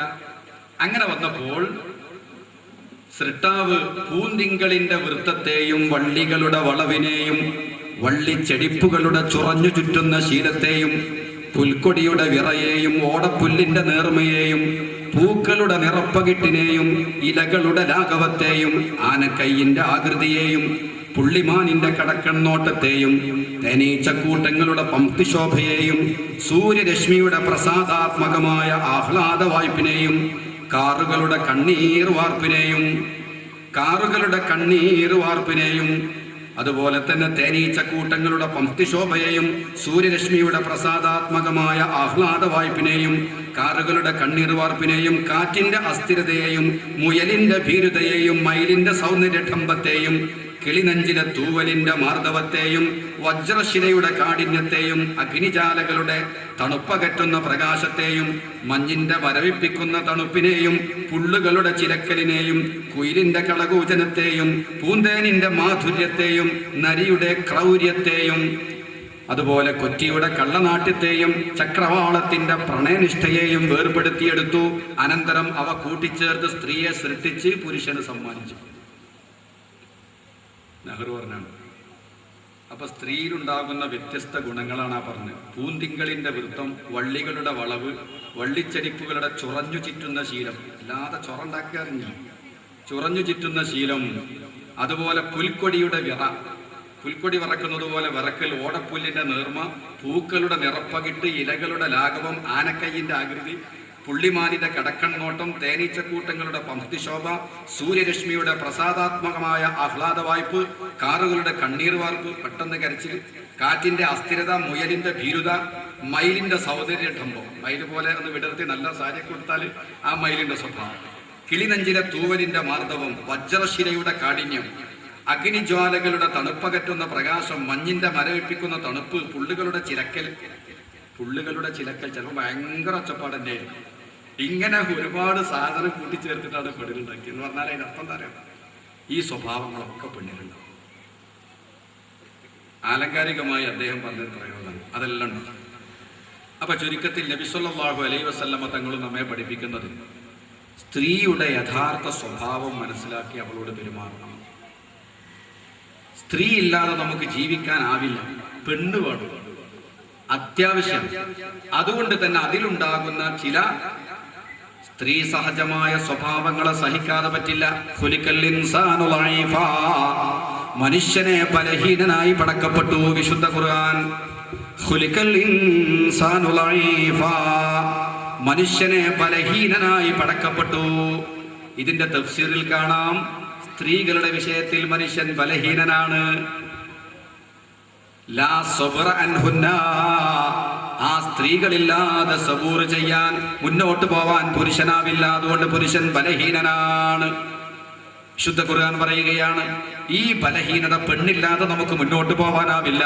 വൈവാഹികമായ ജീവിതത്തിലൂടെ അല്ലാതെ മുന്നോട്ട് പോവാനാവില്ല. പക്ഷെ ആ ജീവിതം ഭംഗിയാവണം, ആ ജീവിതം സമാധാനമാവണം, സമാധാനപൂർണമാവണം. അതിന്റെ വഴികൾ എന്താണ്? ബഹുമാനപ്പെട്ട നബി സല്ലല്ലാഹു അലൈഹി വസല്ലം തങ്ങളെ പിൻപറ്റലാണ്. അല്ലാഹുവിന്റെ റസൂലിന്റെ വിവാഹ ജീവിതത്തിലേക്ക് നോക്കിയാൽ നമ്മുടെ വൈവാഹിക ജീവിതം നന്നാക്കിയെടുക്കാനും സമാധാനപൂർണമാക്കാനുമുള്ള എല്ലാ വഴികളും റസൂലുള്ളാഹിന്റെ ജീവിതത്തിൽ കാണാം. ഒരു ഉദാഹരണം പറയാം. നബി സല്ലല്ലാഹു അലൈഹി വസല്ലം തങ്ങൾ അവിടുത്തെ ഭാര്യമാരുടെ ഓരോ ചലനവും ഓരോ വാക്കുകളും ശ്രദ്ധിച്ചുകൊണ്ടാണ് അവരോട് പെരുമാറാറുള്ളത്. ആളെ മനസ്സിലാക്കി പെരുമാറണം. എല്ലാവരും ഒരുപോലെ അല്ലല്ലോ, ഓരോരുത്തർക്കും വ്യത്യസ്തമായ സ്വഭാവമാണ്. അതുകൊണ്ട് അള്ളാഹുവിന്റെ റസൂൽ ഓരോ ഭാര്യമാരെയും ശരിക്ക് സൂക്ഷ്മമായി ശ്രദ്ധിച്ച് അവരുടെ സ്വഭാവം മനസ്സിലാക്കിയിട്ടേ പെരുമാറിയിട്ടുണ്ട്. ഒരു ഉദാഹരണം നോക്കൂ നിങ്ങൾ. ബഹുമാനപ്പെട്ട ആയിഷ റളിയല്ലാഹു തആല അൻഹയോട് ഒരു ദിവസം അല്ലാഹുവിന്റെ റസൂൽ പറയുകയാണ്, ഇന്നി ലഅഅലമു ഇദാ കുന്തി അന്നി റാളിയതൻ വഇന്നി ലഅഅലമു ഇദാ കുന്തി അലയ്യ ഗൾബാ ശഫീഉനാ റസൂലുള്ളാഹി. ബീവി ആയിഷ റളിയല്ലാഹു തആല നബിക്ക് ഏറ്റവും പ്രിയപ്പെട്ട ഭാര്യയാണ്. ആ ഭാര്യയോട് ഒരിക്കൽ പറഞ്ഞു, ആയിഷ ഇന്നി ലഅഅലമു, എനിക്കറിയാം, ഇദാ കുന്തി അന്നി റാളിയ, നീ എന്നെ സ്നേഹിക്കുമ്പോൾ അതെനിക്കറിയാം, നീ എന്നെ ഇഷ്ടപ്പെടുമ്പോൾ എനിക്കറിയാം, വൈദാ കുന്തി അലയ്യ ഗൾബാ, നീ എന്നോട് ദേഷ്യം പിടിക്കുമ്പോഴും ഉള്ളിന്റെ ഉള്ളിൽ നിനക്ക് ദേഷ്യം ഉണ്ടെങ്കിലും എനിക്ക് മനസ്സിലാവും. നീ പ്രകടിപ്പിക്കേണ്ട അല്ലാതെ തന്നെ എനിക്ക് തിരിയുന്നു. ആളെ മനസ്സിലാക്കണം. നിന്റെ ഉള്ളിന്റെ ഉള്ളിലുള്ള സ്നേഹവും ഉള്ളിന്റെ ഉള്ളിലുള്ള സ്നേഹക്കുറവും സൗന്ദര്യപ്പണക്കവും ഒക്കെ എനിക്കറിയാം. നിന്റെ ഭാവത്തെ ഞാൻ മനസ്സിലാക്കുന്നതാണ്. സല്ലല്ലാഹു അലൈഹി വസല്ലം തങ്ങൾ പറയാണ്, ആയിഷ ബീവി റളിയല്ലാഹു തആല അൻഹയോട് പറയാണ്, നിന്റെ ഉള്ളിന്റെ ഉള്ളിൽ സ്നേഹമുണ്ടോ എനിക്കറിയാം. അപ്പൊ ബീവി ചോദിച്ചു, അതെങ്ങനെ നബിയെ? അതോ നിനക്കെന്നോട് സ്നേഹം അങ്ങനെ പതഞ്ഞു പോകുമ്പോ നീ എന്റെ പേര് ധാരാളമായി പറയും. എപ്പോ നോക്കിയാലും എന്റെ പേര് ഇങ്ങനെ പറയും. എങ്ങനെ? റബ്ബി മുഹമ്മദിൻ. അറബികളെപ്പോ സംസാരിക്കുമ്പോഴും സത്യം ചെയ്തുകൊണ്ടാണ് സംസാരിക്കുക. വല്ലാഹി വല്ലാഹി കൂട്ടാത്ത സംസാരമല്ല. നിനക്കെന്നോട് സ്നേഹം ഇങ്ങനെ വർദ്ധിക്കുന്ന സമയത്ത് നീ പറയും, റബ്ബി മുഹമ്മദിൻ, റബ്ബി മുഹമ്മദിൻ. മുഹമ്മദ് നബിന്റെ റബ്ബാണ് സത്യം. അങ്ങനെയല്ല, മുഹമ്മദ് നബിന്റെ റബ്ബാണ്, ഇങ്ങനെയാണ്. മുഹമ്മദ് നബിന്റെ റബ്ബാണ്, മുഹമ്മദ് നബിന്റെ റബ്ബ്, മുഹമ്മദ് നബിന്റെ റബ്ബ്. ഇങ്ങനെ മുഹമ്മദ് നബിന്റെ പേര് ഇങ്ങനെ ആവർത്തിച്ച് പറയുമ്പോൾ ഞാൻ മനസ്സിലാക്കും, നിന്റെ ഉള്ളിന്റെ ഉള്ളിൽ നീ വല്ലാതെ എന്നെ സ്നേഹിക്കുന്നുണ്ട്. സ്നേഹം ശക്തിപ്പെടുമ്പോഴാണ് ഇഷ്ടമുള്ള ആളുകളെ പേരിങ്ങനെ പറഞ്ഞുകൊണ്ടിരിക്കും. സ്നേഹം നല്ലോണം ഉള്ള സമയത്ത് നിന്റെ നാവിൽ എന്റെ പേരെന്നെയായിരിക്കും. ചിലപ്പോൾ നിങ്ങളെ ഭാര്യമാരാണ് പറയല്ലേ, നിങ്ങളെ പറ്റി, നിങ്ങളെ ഭാര്യ അതിന്റെ ഭാഗ്യമാണ്. എങ്ങനെ എപ്പോഴും നമ്മളെ പറ്റി എന്തെങ്ങനെ പറയും. അപ്പൊ മനസ്സിലാക്കണം, നല്ല മൂടാപ്പ്, നല്ല സന്തോഷത്തിന്റെ ടൈം. ചില സമയത്ത് റസൂലുള്ള പറയാണ്, എന്നാ ചിലപ്പോ നീ അങ്ങനെയല്ല. ചില സന്ദർഭത്തിൽ എന്റെ പേരങ്ങോട്ട് മാറ്റിയിട്ട് ലാ റബ്ബി ഇബ്രാഹിം, റബ്ബി ഇബ്രാഹിം, ഇബ്രാഹിം നബിന്റെ റബ്ബാണേ സത്യം. അങ്ങനെയല്ല, ഇബ്രാഹിം നബിന്റെ റബ്ബാണേ സത്യം. ഇങ്ങനെ വെറും ഇബ്രാഹിം നബിന്റെ റബ്ബ്, ഇബ്രാഹിം നബിന്റെ റബ്ബ്, രണ്ടും ഒന്ന് തന്നെ. ഇബ്രാഹിം നബിന്റെ റബ്ബ് പറഞ്ഞാലും മുഹമ്മദ് നബിന്റെ റബ്ബ് എന്ന് പറഞ്ഞാലും അള്ളാഹു തന്നെയാണ്. പക്ഷെ എന്റെ പേര് മാറ്റി ഇബ്രാഹിം നബിന്റെ പേരാണ്. അപ്പൊ ഞാൻ മനസ്സിലാക്കും, എന്തോ ഒരു പണക്കം, ഒരു വെറുപ്പിനോട് ഉള്ളിലുണ്ട്. അതല്ല, എന്റെ പേരൊക്കെ ചേഞ്ച് ആക്കി ഇപ്പൊ ഇബ്രാഹിം നബി മാത്രമേ. ശരിയല്ലേ ആയിഷ എന്ന് ചോദിച്ചു അല്ലേ? നമ്മളനുഭവം അങ്ങനെ. ചിലപ്പോൾ നിങ്ങളെ പെണ്ണുങ്ങൾ പറയും, ഏട്ടമുരിയാപ്പളുണ്ടല്ലോ, ഭയങ്കര സ്നേഹ പെണ്ണുങ്ങളി കുട്ടിയാണ്, ഓൾ എന്ത് പറഞ്ഞാലും കേൾക്കും, നല്ല മനുഷ്യനാണ്. നമുക്കത് അത്ര ഇഷ്ടപ്പെടില്ല. പിന്നെയും പറയും കുറച്ച് ചെയ്യുമ്പോൾ, അയാൾ എന്തോ ഒരു വാത്സല്യമാണ്, എവിടെ പോകുമ്പോഴും പെണ്ണുങ്ങളെയും കുട്ടികളെയും കൂട്ടാതെ പോകില്ല. ഞാൻ ആശുപത്രിയിൽ പോകുമ്പോഴും ഒന്ന് ഹോട്ടലിൽ കയറിയ ചെമ്മീൻ ബിരിയാണി കഴിച്ചിട്ടേ തിരിച്ചു വരും. ഇങ്ങനെ കേൾക്കുമ്പോൾ അതിന്റെ മറുഭാഗം എന്താ? റീഫ്രൈമിങ് ചെയ്താൽ കിട്ടുന്ന ആശയം എന്താ? പുതിയാപ്പിളെ നീ ഇങ്ങനെ ആയാൽ പോരാ, ഈ അങ്ങനെയൊക്കെ ആവണം എന്നൊരു ധ്വനി ഉണ്ടല്ലോ ഇല്ലേ? ഇങ്ങനെയൊന്നും ആയാ പോരാ, ഒന്ന് മാറി ചിന്തിക്കണം. നീ നിന്റെ ഏട്ടൻ പുതിയാപ്പിളിനെ പോലെയാവണം, അല്ലെങ്കിൽ അനുജനെ പോലെയാവണം. മറ്റുള്ളവരുടെ സ്നേഹവും ഒക്കെ ഇങ്ങനെ പ്രത്യേകം എടുത്തു പറഞ്ഞ് മറ്റുള്ളവരുടെ മധു പറയുമ്പോൾ മനസ്സിലാക്കണം നമ്മളെടുത്ത് എന്തോ ഒരു കുറവ് ഓട് കണ്ടിട്ടുണ്ട്. ബഹുമാനപ്പെട്ട നബി സല്ലല്ലാഹു അലൈഹി വസല്ലം തങ്ങൾ ആയിഷ ബീവിയോട് പറയുന്നു, ചിലപ്പോൾ നീ ഇബ്രാഹിമിന്റെ പേര് ഇസ്ലാമിന്റെ റബ്ബെന്ന് പറഞ്ഞ് ഇബ്രാഹിം നബി അലൈഹി ഇസ്ലാമിന്റെ പേര് വർദ്ധിപ്പിക്കും. അപ്പൊ ഞാൻ മനസ്സിലാക്കും എന്നോട് എന്തോ ഒരു സ്നേഹക്കുറവുണ്ട്. ആയിഷ ബീവി അതിൽ നല്ലൊരു മറുപടിയാ പറഞ്ഞത്. നബിയെ ശരിയാണ്, ചിലപ്പോ ഞാൻ തങ്ങളെ പേര് ഇങ്ങനെ ധാരാളമായി പറയും, ചിലപ്പോ ഞാനത് മാറ്റി ഇബ്രാഹിം നബിന്റെ പേരാക്കും. പക്ഷേ നബിയെ ആ മാറ്റുന്നതൊക്കെ മാ അഹ്ജുറു ഇല്ലസ്മക യാ റസൂലല്ലാഹ്. നബിയെ തങ്ങളെ പേര് മാറ്റി ഇബ്രാഹിം നബിന്റെ പേരാക്കുന്നത് വെറും പേരിൽ മാത്രമുള്ള ചേഞ്ചാണ് നബിയെ, മനസ്സിലല്ല. തങ്ങളോട് തന്നെയാണ് മഹബത്ത്, തങ്ങൾ തന്നെയാണ് എൻ്റെ ജീവിതത്തിൽ നിറഞ്ഞു നിൽക്കുന്നത്. പേര് മാത്രമേ മാറുന്നുള്ളൂ, ഖൽബിൽ ഒരിക്കലും വ്യക്തികൾ മാറുന്നില്ല. നബി ബഹുമാനപ്പെട്ട ബീവി ആയിഷ വളരെ ഒരു വലിയ സത്യമാണ് പഠിപ്പിച്ചത്. നിങ്ങളെ ഭാര്യമാര് ചിലപ്പോൾ നിങ്ങളെ കുറ്റം പറഞ്ഞാലും ആക്ഷേപിച്ചാലും എന്ത് പറഞ്ഞാലും അതൊക്കെ വെറും നാവിൽ മാത്രമുണ്ടാകുന്ന കളിയാണ്, ഖൽബിൽ ഉണ്ടാവില്ല. ഖൽബിൽ നിങ്ങളോട് അങ്ങേയറ്റത്തെ സ്നേഹം തന്നെയാണ് എന്നാണ് ബഹുമാനപ്പെട്ട ബീവി ആയിഷ റളിയല്ലാഹു തആല അതിന് മറുപടി പറഞ്ഞത്. ഇവിടെ നമുക്ക് മനസ്സിലാക്കാനുള്ളത് എന്താണ്? ഭാര്യമാരെ ശരിക്കും മനസ്സിലാക്കി അവരുടെ വായിൽ നിന്ന് പുറത്തു വരുന്ന വാചകങ്ങൾ പോലും മനസ്സിലാക്കി ഭാര്യയുടെ മനസ്സ് വായിച്ചറിഞ്ഞു മഹാനായ നബി സല്ലല്ലാഹു അലൈഹി വസല്ലം. അതുപോലെ ഭാര്യമാരെ ശരിക്ക് അടുത്തറിഞ്ഞ് മനസ്സിലാക്കി പെരുമാറിക്കൊണ്ടിരിക്കണം. എന്നാ കുടുംബത്തിലൊരു കുഴപ്പമുണ്ടാവില്ല. അതുപോലെ ഭാര്യമാര് തിരിച്ചും തന്റെ ഭർത്താവിന്റെ പ്രത്യേകമായ സ്വഭാവങ്ങൾ, അദ്ദേഹത്തിന്റെ ആഗ്രഹങ്ങൾ, അദ്ദേഹത്തിന്റെ അഭിലാഷങ്ങൾ അടുത്തറിഞ്ഞ് മനസ്സിലാക്കണം. വേറൊരാളോട് താരതമ്യപ്പെടുത്താൻ പാടില്ല. നിന്റെ ജ്യേഷ്ഠൻ പുതിയ ആപ്പിളിനോട്, നിന്റെ ജ്യേഷ്ഠത്തിയുടെ ഭർത്താവിനെ സംബന്ധിച്ച് അല്ലെങ്കിൽ മറ്റൊരാളെ സംബന്ധിച്ച്, നിങ്ങളെ ആങ്ങളയെ സംബന്ധിച്ച് അവരെ പോലെ താരതമ്യപ്പെടുത്തിയിട്ട് ഭർത്താവിനെ കാണാൻ പാടില്ല. ജീവിതം പരാജയപ്പെടും. ഒരാളെ മറ്റൊരാളോട് താരതമ്യപ്പെടുത്താൻ ശ്രമിക്കുക. മൂപ്പർ അങ്ങനെയാണല്ലോ, അദ്ദേഹം എങ്ങനെയാണല്ലോ, അയാൾ ഗൾഫ് പോയിട്ട് ഭൂമി വാങ്ങിയല്ലോ, വാഹനം വാങ്ങി, നിങ്ങൾ എന്ത് വാങ്ങി എന്ന് ചോദിക്കുന്നതിൽ അർത്ഥമില്ല. ഓരോ ആളുകൾക്കും 4 മാസത്തിൽ കണക്കാക്കിയത് മാത്രമേ സമ്പാദിക്കാൻ കഴിയൂ. അതുകൊണ്ട് പലപ്പോഴും നമുക്ക് പരാജയം പറ്റുന്നത് മറ്റൊരാളെപ്പോലെ സങ്കല്പിച്ച് അതുപോലെ എൻ്റെ ഭർത്താവണമെന്ന് ആഗ്രഹിച്ചാൽ, മറ്റേതെങ്കിലും ഒരു പെണ്ണിനെ മനസ്സിൽ സങ്കല്പിച്ച് അതുപോലെ എൻ്റെ ഭാര്യയും ആവണമെന്ന് ആഗ്രഹിച്ചാൽ അത് നടക്കുന്ന കാര്യമല്ല. നിന്റെ ജീവിതം പരാജയപ്പെടും.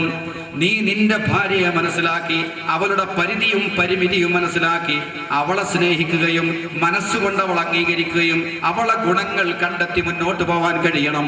അതുപോലെ ഒരു ഭർത്താവിനെ ഒരു ഭാര്യ മനസ്സുകൊണ്ട് സ്നേഹിച്ച് ഭർത്താവിനെ മനസ്സിലാക്കി അവന്റെ ഗുണങ്ങൾ കണ്ടെത്തി അതിനനുസരിച്ച് മുന്നോട്ട് പോവാൻ കഴിയണം. വേറൊരാളോട് താരതമ്യപ്പെടുത്തി അതുപോലെ ആവുന്നില്ലല്ലോ എന്ന് പറഞ്ഞ് സങ്കടപ്പെടുന്നതിൽ അർത്ഥമില്ല. താരതമ്യം ചെയ്യൽ വേറൊരാളെ പോലെ ആവണമെന്ന് ആഗ്രഹിച്ചാൽ നമ്മളെ ജീവിതം പരാജയപ്പെടും. പലപ്പോഴും വൈവാഹിക ജീവിതത്തിൽ കുഴപ്പമുണ്ടാവുന്ന അവിടെയാണ്. വേറെ ഏതെങ്കിലും ഒരാളെ മനസ്സിൽ സങ്കല്പിച്ച് അതുപോലെ ആവാത്തത് എന്താണ്, അവനെ കൊള്ള നോക്കുമ്പോൾ ഇവന് കുറവുകളുണ്ട് എന്ന് ചിന്തിച്ചാൽ മുന്നോട്ട്. നിങ്ങൾ രണ്ടുപേരെയും അള്ളാഹു ഇടചേർത്തി തന്നതാണ്. പരസ്പരം ഗുണങ്ങൾ കണ്ടും മനസ്സിലാക്കിയും അനുഭവിച്ചും തിന്മകൾ തിരുത്തിയും സന്തോഷത്തോടെ സംസാരിച്ചും മുന്നോട്ട് പോകൽ മാത്രമാണ് വൈവാഹിക ജീവിതം ഭംഗിയുള്ള വഴി. അവർക്ക് അവരുടേതായ പ്രശ്നങ്ങളുണ്ടാവും, അത് സഹിച്ചേ ക്ഷമിച്ചേ പറ്റൂരു സംഭവം. നോക്കൂ നിങ്ങൾ, നബി സല്ലല്ലാഹു അലൈഹി വസല്ലം തങ്ങൾ ഇമാം ബുഖാരി റിപ്പോർട്ട് ചെയ്യുന്ന ഹദീസാണ്, സ്വഹീഹുൽ ബുഖാരിയിലെ ഒരു ഹദീസാണ്. നബി സല്ലല്ലാഹു അലൈഹി വസല്ലം തങ്ങൾ ആയിഷ ബീവിന്റെ വീട്ടിൽ താമസിക്കുമ്പോൾ ഓരോ ദിവസം ഓരോ ഭാര്യമാരുടെ വീട്ടിലാണ്. അന്ന് ആയിഷ ബീവിന്റെ വീട്ടിലാണ് പ്രവാചകൻ താമസിക്കുന്നത്. ആയിഷ ബീവിയുടെ വീട്ടിൽ താമസിക്കുമ്പോൾ മറ്റൊരു ഭാര്യ, ആ ഭാര്യ ഒരു പാത്രത്തിൽ കുറഞ്ഞ പഴങ്ങളുമായി ബഹുമാനപ്പെട്ട നബി സല്ലല്ലാഹു അലൈഹി വസല്ലമ തങ്ങൾക്ക് ആയിഷ ബീവിന്റെ വീട്ടിലേക്ക് കൊടുത്തയച്ചു. സാധാരണ അങ്ങനെ ഉണ്ടാവില്ല. നമുക്ക് 2 പെണ്ണുങ്ങളുണ്ടെങ്കിൽ ഒരു ഭാര്യ മറ്റേ ഭാര്യക്ക് അങ്ങോട്ട് പഴം കൊടുത്തയക്കും, പൊതുവെ കുറവല്ലേ. ആയിഷ റളിയല്ലാഹു തആല അൻഹയുടെ വീട്ടിലേക്ക് മറ്റൊരു ഭാര്യ സഫിയ ബീവിയാണെന്നാണ് ഓർമ്മ ശരിയാണെങ്കിൽ ബഹുമാനപ്പെട്ട സഫിയ ബീവി റളിയല്ലാഹു തആല അല്പം പഴം ഒരു പാത്രത്തിലാക്കി കൊടുത്തയച്ചു, ഒരു അടിമയുടെ കയ്യിൽ. ആ അടിമ വളരെ സന്തോഷത്തോടുകൂടെ നബി സല്ലല്ലാഹു അലൈഹി വസല്ലമ തങ്ങൾക്ക് കൊടുക്കാനുള്ള പഴത്തിന്റെ പാത്രവുമായി വന്നു. ആയിഷ ബീവി ഇങ്ങനെ നോക്കിയ ആ പാത്രം ബീവിക്ക് ഇഷ്ടപ്പെട്ടില്ല. എന്തേ ഇഷ്ടപ്പെടാതിരുന്നത്? നബി സല്ലല്ലാഹു അലൈഹി വസല്ലമ തങ്ങൾ ആയിഷ ബീവിയുടെ വീട്ടിൽ താമസിക്കുമ്പോൾ മറ്റൊരു ഭാര്യ ഒരു പാത്രത്തിൽ പഴം കൊടുത്തയച്ചത് ബീവിക്ക് അത്ര പിടിച്ചില്ല. അല്ലാഹുവിന്റെ റസൂലിനാണെങ്കിൽ നല്ല വിശപ്പുള്ള സമയമാണ്. പഴപ്പാത്രവുമായി അടിമ വന്നു. നബി തങ്ങൾ സന്തോഷത്തോടുകൂടെ അത് സ്വീകരിക്കാൻ വേണ്ടി ആ പഴപ്പാത്രം വാങ്ങാൻ വേണ്ടി ചെല്ലുമ്പോ ആയിഷ ബീവി നബിന്റെ പിന്നിലൂടെ വന്നിട്ട് ആ പാത്രത്തിന് ഒരൊറ്റ തട്ടു. ബുഖാരി റിപ്പോർട്ട് ചെയ്യും. പാത്രത്തിന് തട്ടിയെന്ന് മാത്രമല്ല, അത് പൊങ്ങി താഴെ വീണ് പൊട്ടി ചിന്നിച്ചിതറി പാത്രം. ബുഖാരി റിപ്പോർട്ട് ചെയ്യുന്നു, ഫിഹാ തഅമുൻ ഫളറബത്തില്ലത്തിൻ നബിയ്യു ഫീ ബൈതിഹാ യദൽ ഖാദിമി ഫസഖതത്തിസ് സഫാതു ഫംഫലഖത്. പാത്രം തെറിച്ചു വീണു, പൊട്ടിച്ചെറിപ്പോയി. എന്തിനാ തട്ടിയെന്ന് വരെ നബിക്കറിയില്ല. വരവും തട്ടുന്നത് വേണ്ടെങ്കിൽ വാങ്ങേണ്ട അടന് കൊടുത്തയച്ചോ എന്ന് പറഞ്ഞാൽ പോരെ, തിരിച്ചങ്ങോട്ട് കൊണ്ടുപോയിക്കോ എന്ന് പറഞ്ഞാൽ പോരെ. അതൊന്നും ചെയ്തില്ല. വരവും ഒരൊറ്റ തട്ടു. അപ്പോഴൊക്കെ പെണ്ണുങ്ങൾക്ക് ഭയങ്കര ആരോഗ്യം. നമ്മൾ ആരോഗ്യമല്ല എന്നൊക്കെ വെറുതെ പറയും. ഈ ജാതി സമയത്ത് അവർക്ക് ഭയങ്കര ജതുബിന്റെ അല്ല. തട്ടി പാത്രം കൂട്ടി. ഏത് പുതിയാപ്പിളയാണെങ്കിലും 2 കൊടുക്കാനുള്ള ചാൻസ് ഉണ്ട് അവിടെ. പക്ഷെ നബി സല്ലല്ലാഹു അലൈഹി വസല്ലമ തങ്ങൾ എന്ത് ചെയ്തില്ല? ആരാ തട്ടിയെന്ന് നോക്കുക പോലും ചെയ്തില്ല. തിരിഞ്ഞു നോക്കിയാണ്ടല്ലോ. തിരിഞ്ഞു നോക്കിയാൽ ചോദിക്കും, എന്തേ നോക്കണത്? എന്താ നോക്കി പേടിപ്പിക്കാം? പിന്നെ അതിന് സമാധാനം പറയും. അവര് വർത്താനം ഉണ്ടാക്കണ്ടെന്ന് കരുതി നബി അങ്ങോട്ട് നോക്കിയതേ ഇല്ല. നബിക്കറിയാം എന്തിനാ തട്ടിയത്. നബി ഒരു കാര്യം മാത്രം പറഞ്ഞു. എന്താ പറഞ്ഞെന്ന് അറിയണം? വാറത്തുമ്മുക്കും, നിങ്ങളമ്മക്ക് ദേഷ്യം വിളിച്ചതാട്ടോ. വാറത്തുമ്മുക്കും. ഗീറത്ത് എന്ന് പറഞ്ഞാൽ ഒരു ഭാര്യയും മറ്റേ ഭാര്യയും തമ്മിൽ ഉണ്ടാക്കുന്ന പോര്. നിനക്ക് ഗീറത്ത് എന്ന് പറയും. അതാ അവിടെ സംഭവിച്ചത്. എന്നിട്ട് അള്ളാന്റെ റസൂലിന്റെ ക്ഷമ നോക്കണം നിങ്ങൾ. ആ പഴപ്പാത്രം തട്ടിത്തെറിപ്പിച്ചു. പഴങ്ങളൊക്കെ പല ഭാഗത്തേക്കായി ചിതറിപ്പോയി. കൊണ്ടുവന്ന അടിമങ്ങനെ മേലോട്ട് നോക്കിക്കണം. അള്ളാന്റെ റസൂലിന്റെ ഭാര്യ എന്തിനാ ഇതിങ്ങനെ തട്ടിയത്? അടിമയും അന്തം വിട്ടു പോവില്ലേ? നബി സല്ലല്ലാഹു അലൈഹി വസല്ലമ തങ്ങൾ ആ അടിമ കേൾക്കാൻ വേണ്ടിയാ പറഞ്ഞു, സാരല്ല, നിങ്ങളെ അമ്മക്ക് ദേഷ്യം പിടിച്ചതാണ്. ഉമ്മ നാളെ പറയാം നബിന്റെ ഭാര്യമാര്. എന്നിട്ട് അള്ളാഹുവിന്റെ റസൂൽ അവിടെ ഇരുന്നിട്ട് ഓരോ പഴങ്ങൾ ഇങ്ങനെ പൊറുക്കിയെടുത്ത് ഈ പാത്രം പൊട്ടിയതൊക്കെ നിർത്തി ഇങ്ങനെ ഒപ്പിച്ചു നോക്കി. എനിക്ക് പറയാൻ വേണ്ടി പാത്രമെല്ലാം പൊട്ടിയ പാത്രമൊക്കെ നിർത്ത് പഴങ്ങളൊക്കെ പൊറുക്കി കൊണ്ടിട്ടു. അടിമനോട് പറഞ്ഞു, പോവല്ലേ എന്നല്ല. ഇത് ആ ഭാര്യയുടെ പാത്രമാണ്. ഇത് ആയിഷ പൊട്ടിച്ചു. അതുകൊണ്ട് ഇവിടുത്തെ പാത്രം അങ്ങോട്ട് കൊണ്ടുപോയിക്കോ, പൊട്ടിയ പാത്രം മുടക്കട്ടെ. അതാ നീതി നബി സല്ലല്ലാഹു അലൈഹി വസല്ലം ചെയ്തു. ഇവിടെ എന്തേ നബി തങ്ങൾ ആയിഷ ബീവിയോട് ഒന്നും സംസാരിക്കാത്തത്? ആയിഷ ബീവി റളിയല്ലാഹു തആല അൻഹയോട് നബി എന്തേ ദേഷ്യം പിടിക്കാത്തത്? കാരണം എന്താണ്? നബി സല്ലല്ലാഹു അലൈഹി വസല്ലമ തങ്ങൾക്കറിയാം എന്തിനാണ് എന്റെ പ്രിയപ്പെട്ട ഭാര്യ പഴപ്പാത്രം തട്ടിത്തെറിപ്പിച്ചത്. എന്നോട് വെറുപ്പുണ്ടായിട്ടല്ല, പഴത്തിനോടും വെറുപ്പുണ്ടായിട്ടല്ല, മറിച്ച് സ്നേഹം. എന്താ സ്നേഹം? സ്നേഹം ഉണ്ടെങ്കിൽ പഴം തട്ടല. സ്നേഹമാണ്. അത് തിരിച്ചറിയാൻ ബുദ്ധി വേണം. അതായത് ഇന്ന് റസൂലുള്ള എന്റെ വീട്ടിൽ താമസിക്കുന്ന ദിവസമാണ്. അള്ളാഹുവിന്റെ റസൂല് എന്റെ വീട്ടിൽ താമസിക്കുമ്പോൾ റസൂലുള്ള എന്റെ സ്വന്തമാണ്. ഇന്ന് മുഴുവനും റസൂലുള്ളാനെ എനിക്ക് കിട്ടണം. റസൂലുള്ള എന്നെ പറ്റി മാത്രം ചിന്തിക്കണം. റസൂലുള്ള എന്നെ തന്നെ ശ്രദ്ധിക്കണം. അന്ന് വേറൊരുത്തി പഴം കൊടുത്തയച്ചാൽ ചിന്ത അങ്ങോട്ട് പോകുന്നത് പോലും സ്നേഹമുള്ള ഭാര്യ ഇഷ്ടപ്പെടുകയില്ല. അതാണ്. അപ്പൊ ഇഷ്ടമാണ് അങ്ങനെ ഒരു വികൃതി കാണിക്കാൻ. അത് വികൃതിയാണ്. കുട്ടികൾക്ക് വികൃതി എന്ന പോലെ ഭാര്യമാർക്ക് ഉണ്ടാകുന്ന ഒരു വികൃതിയാണ്. അതിന് ദേഷ്യം പിടിച്ചിട്ടും അടിച്ചിട്ടും ചീത്ത പറഞ്ഞൊന്നും കാര്യമില്ല. അത് സഹജമാണ്. അങ്ങനത്തെ ചില സഹജമായ സ്വഭാവത്തെ പൊരുത്തപ്പെട്ട് മുന്നോട്ട് പോവാൻ നമുക്ക് സാധിക്കണം. എന്നാ കുടുംബം വിജയിക്കും. നബി സല്ലല്ലാഹു അലൈഹി വസല്ലമ തങ്ങളുടെ ഏറ്റവും ഉത്തമ ഗുണമുള്ള ഭാര്യയുടെ അവസ്ഥയാണിത്. പിന്നെ നമ്മുടെ ഭാര്യമാരൊക്കെ നമുക്ക് കുറ്റം പറയാൻ പറ്റും. ഇതുള്ള നോക്കിയാൽ ഇതുകൊണ്ടൊന്നും കഴിഞ്ഞില്ല. ഭാര്യമാര് ഇതിനേക്കാളൊക്കെ കുറച്ചും കൂടി കടുപ്പത്തിൽ തന്നെ നബി സല്ലല്ലാഹു അലൈഹി വസല്ലമ തങ്ങളെ കറക്കിയത് വിശുദ്ധ ഖുർആനിൽ തന്നെ കാണാൻ കഴിയും. എന്താണത്? ബഹുമാനപ്പെട്ട നബി സല്ലല്ലാഹു അലൈഹി വസല്ലമ തങ്ങൾക്ക് 9 ഭാര്യമാര്. ഈ ഓരോ ഭാര്യമാരെ വീട്ടില് നബി തങ്ങൾ മാറി മാറി താമസിക്കും. ഇന്നൊരു വീട്ടില്, നാളൊരു വീട്ടില്, മറ്റന്നാളൊരു വീട്ടില് രാത്രി താമസിക്കും. പക്ഷേ പകൽ സമയത്ത് അള്ളാന്റെ റസൂല് എല്ലാ ഭാര്യമാരും ഒന്ന് കാണും. അസറിന്റെ ശേഷം ഒരു നടത്തമുണ്ട്. ആ അസറിന്റെ ശേഷമുള്ള നടത്തത്തിൽ എല്ലാ ഭാര്യമാരെയും കണ്ട് സലാം പറഞ്ഞ് സുഖവിവരങ്ങൾ അന്വേഷിച്ച് എന്തെങ്കിലുമൊക്കെ തമാശക്ക് പറയും. നബി തമാശ പറയാറുണ്ടെങ്കിൽ ഭാര്യമാരോടാ പറയും, കാരണം അവർക്ക് തമാശ ഇഷ്ടമാണ്. അങ്ങനെ തമാശകളൊക്കെ പറഞ്ഞ് നബി സല്ലല്ലാഹു അലൈഹി വസല്ലം തങ്ങൾ എല്ലാ ഭാര്യമാരെയും പകൽ സമയത്ത് കാണും. എല്ലാവരെയും ഒന്ന് കാണണം. നബിക്ക് സ്നേഹമാണ്. രാത്രി നീതി പ്രകാരം ആരെ കൂടെ ഉറങ്ങണോ അവരെ കൂടെ ഉറങ്ങും. ഈ അസറിന്റെ ശേഷം നബി സല്ലല്ലാഹു അലൈഹി വസല്ലം തങ്ങൾ ഇങ്ങനെ നടക്കുമ്പോൾ ഭാര്യമാരെന്തെങ്കിലും കരുതി വെക്കും. നമ്മളെ കണ്ണൂർക്കാരത്തി പെണ്ണുങ്ങൾക്ക് ഉണ്ടാവില്ല, എപ്പോഴും ചായന്റെ കടി റെഡി ആയിരിക്കും. ആരെങ്കിലും വന്ന് അപ്പൊ ഒരു കടി കൊടുക്കേണ്ടി വരും.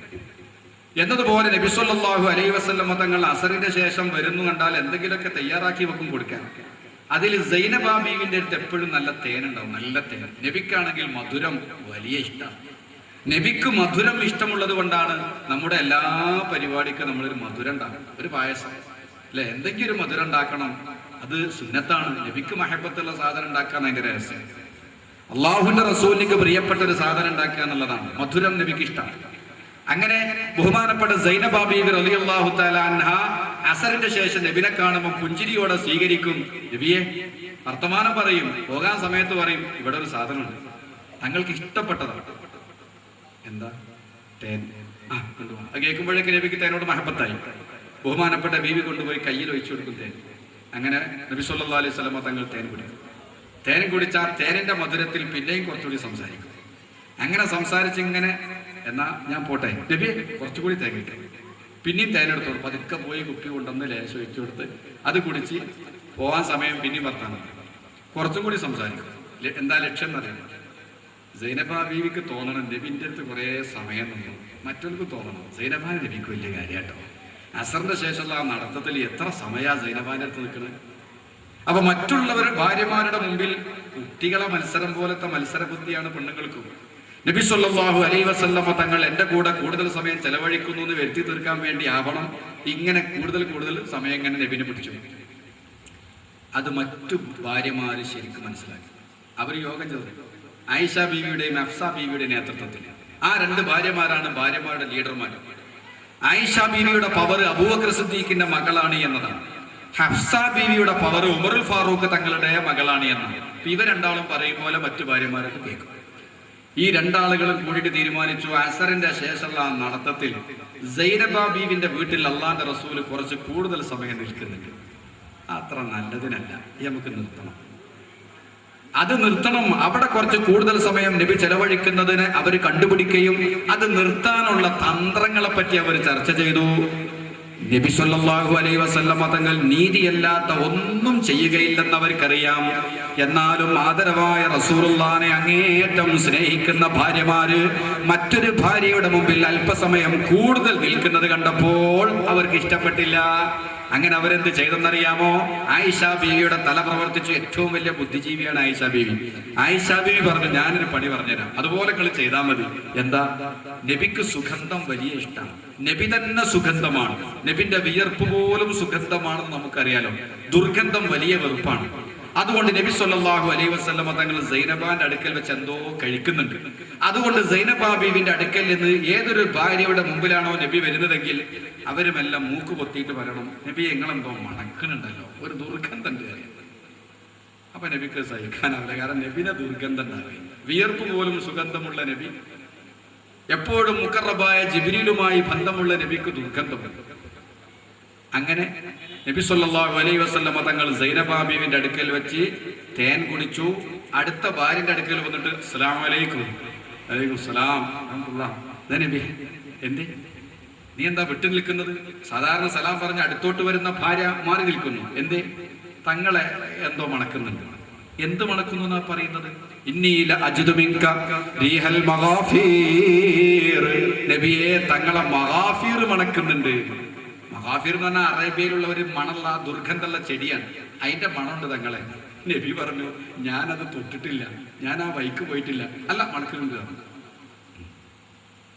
അടുത്ത ഭാര്യന്റെ അടുക്കൽ നബി തങ്ങൾ സന്തോഷത്തോടു കൂടെ കയറി ചെന്ന അസ്സലാമു അലൈക്കും. വലൈക്കും സലാം. എന്തെല്ലാം വിശേഷം നബിയെ? മാറി. എന്തേ? തങ്ങൾ എന്തോ മണക്കുന്നുണ്ടല്ലോ. എന്ത് മണക്കുന്നു എന്നാ നിങ്ങൾ ഈ പറയുന്നത്? നബിയെ തങ്ങളെ മഗാഫീർ മണക്കുന്നുണ്ട്. ഞാൻ മഗാഫീർ തൊട്ടിട്ടില്ലല്ലോ.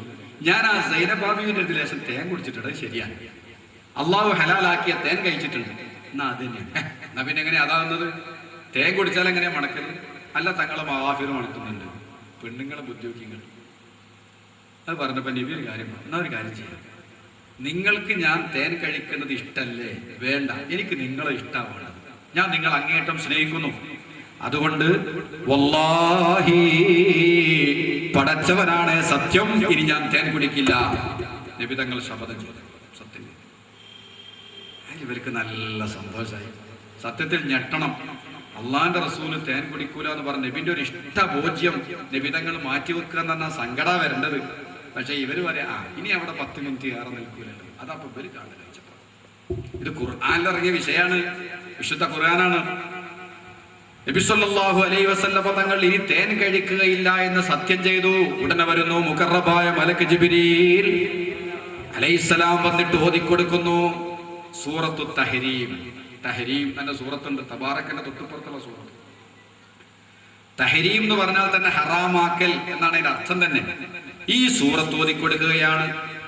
യാ അയ്യുഹൻ നബിയ്യു ലിമ തുഹർരിമു മാ അഹല്ലല്ലാഹു ലക തബ്തഗി മർവാത അസ്വാജിക വല്ലാഹു ഗഫൂറുർ റഹീം ഖദ് ഫറളല്ലാഹു ലക്കും തഹില്ലത അയ്മാനിക്കും വല്ലാഹു മൗലാക്കും വഹുവൽ അലീമുൽ ഹകീം وإذ أسر النبي إلى بعض أزواجه حديثا فلما نبأت به وأظهره الله عليه عرف بعضه وأعرض عن بعض فلما نبأها به قالت من أنبأك هذا قال نبأني العليم الخبير إن تتوبا إلى الله فقد صغت قلوبكما وإن تظاهرا عليه فإن الله هو مولاه وجبريل وصالح المؤمنين والملائكة بعد ذلك ظهير عسى ربه إن طلقكن يبدله أزواجا خيرا منكن مسلمات مؤمنات എന്ന് പറയുന്ന ആയത്തുകൾ മുഴുവനും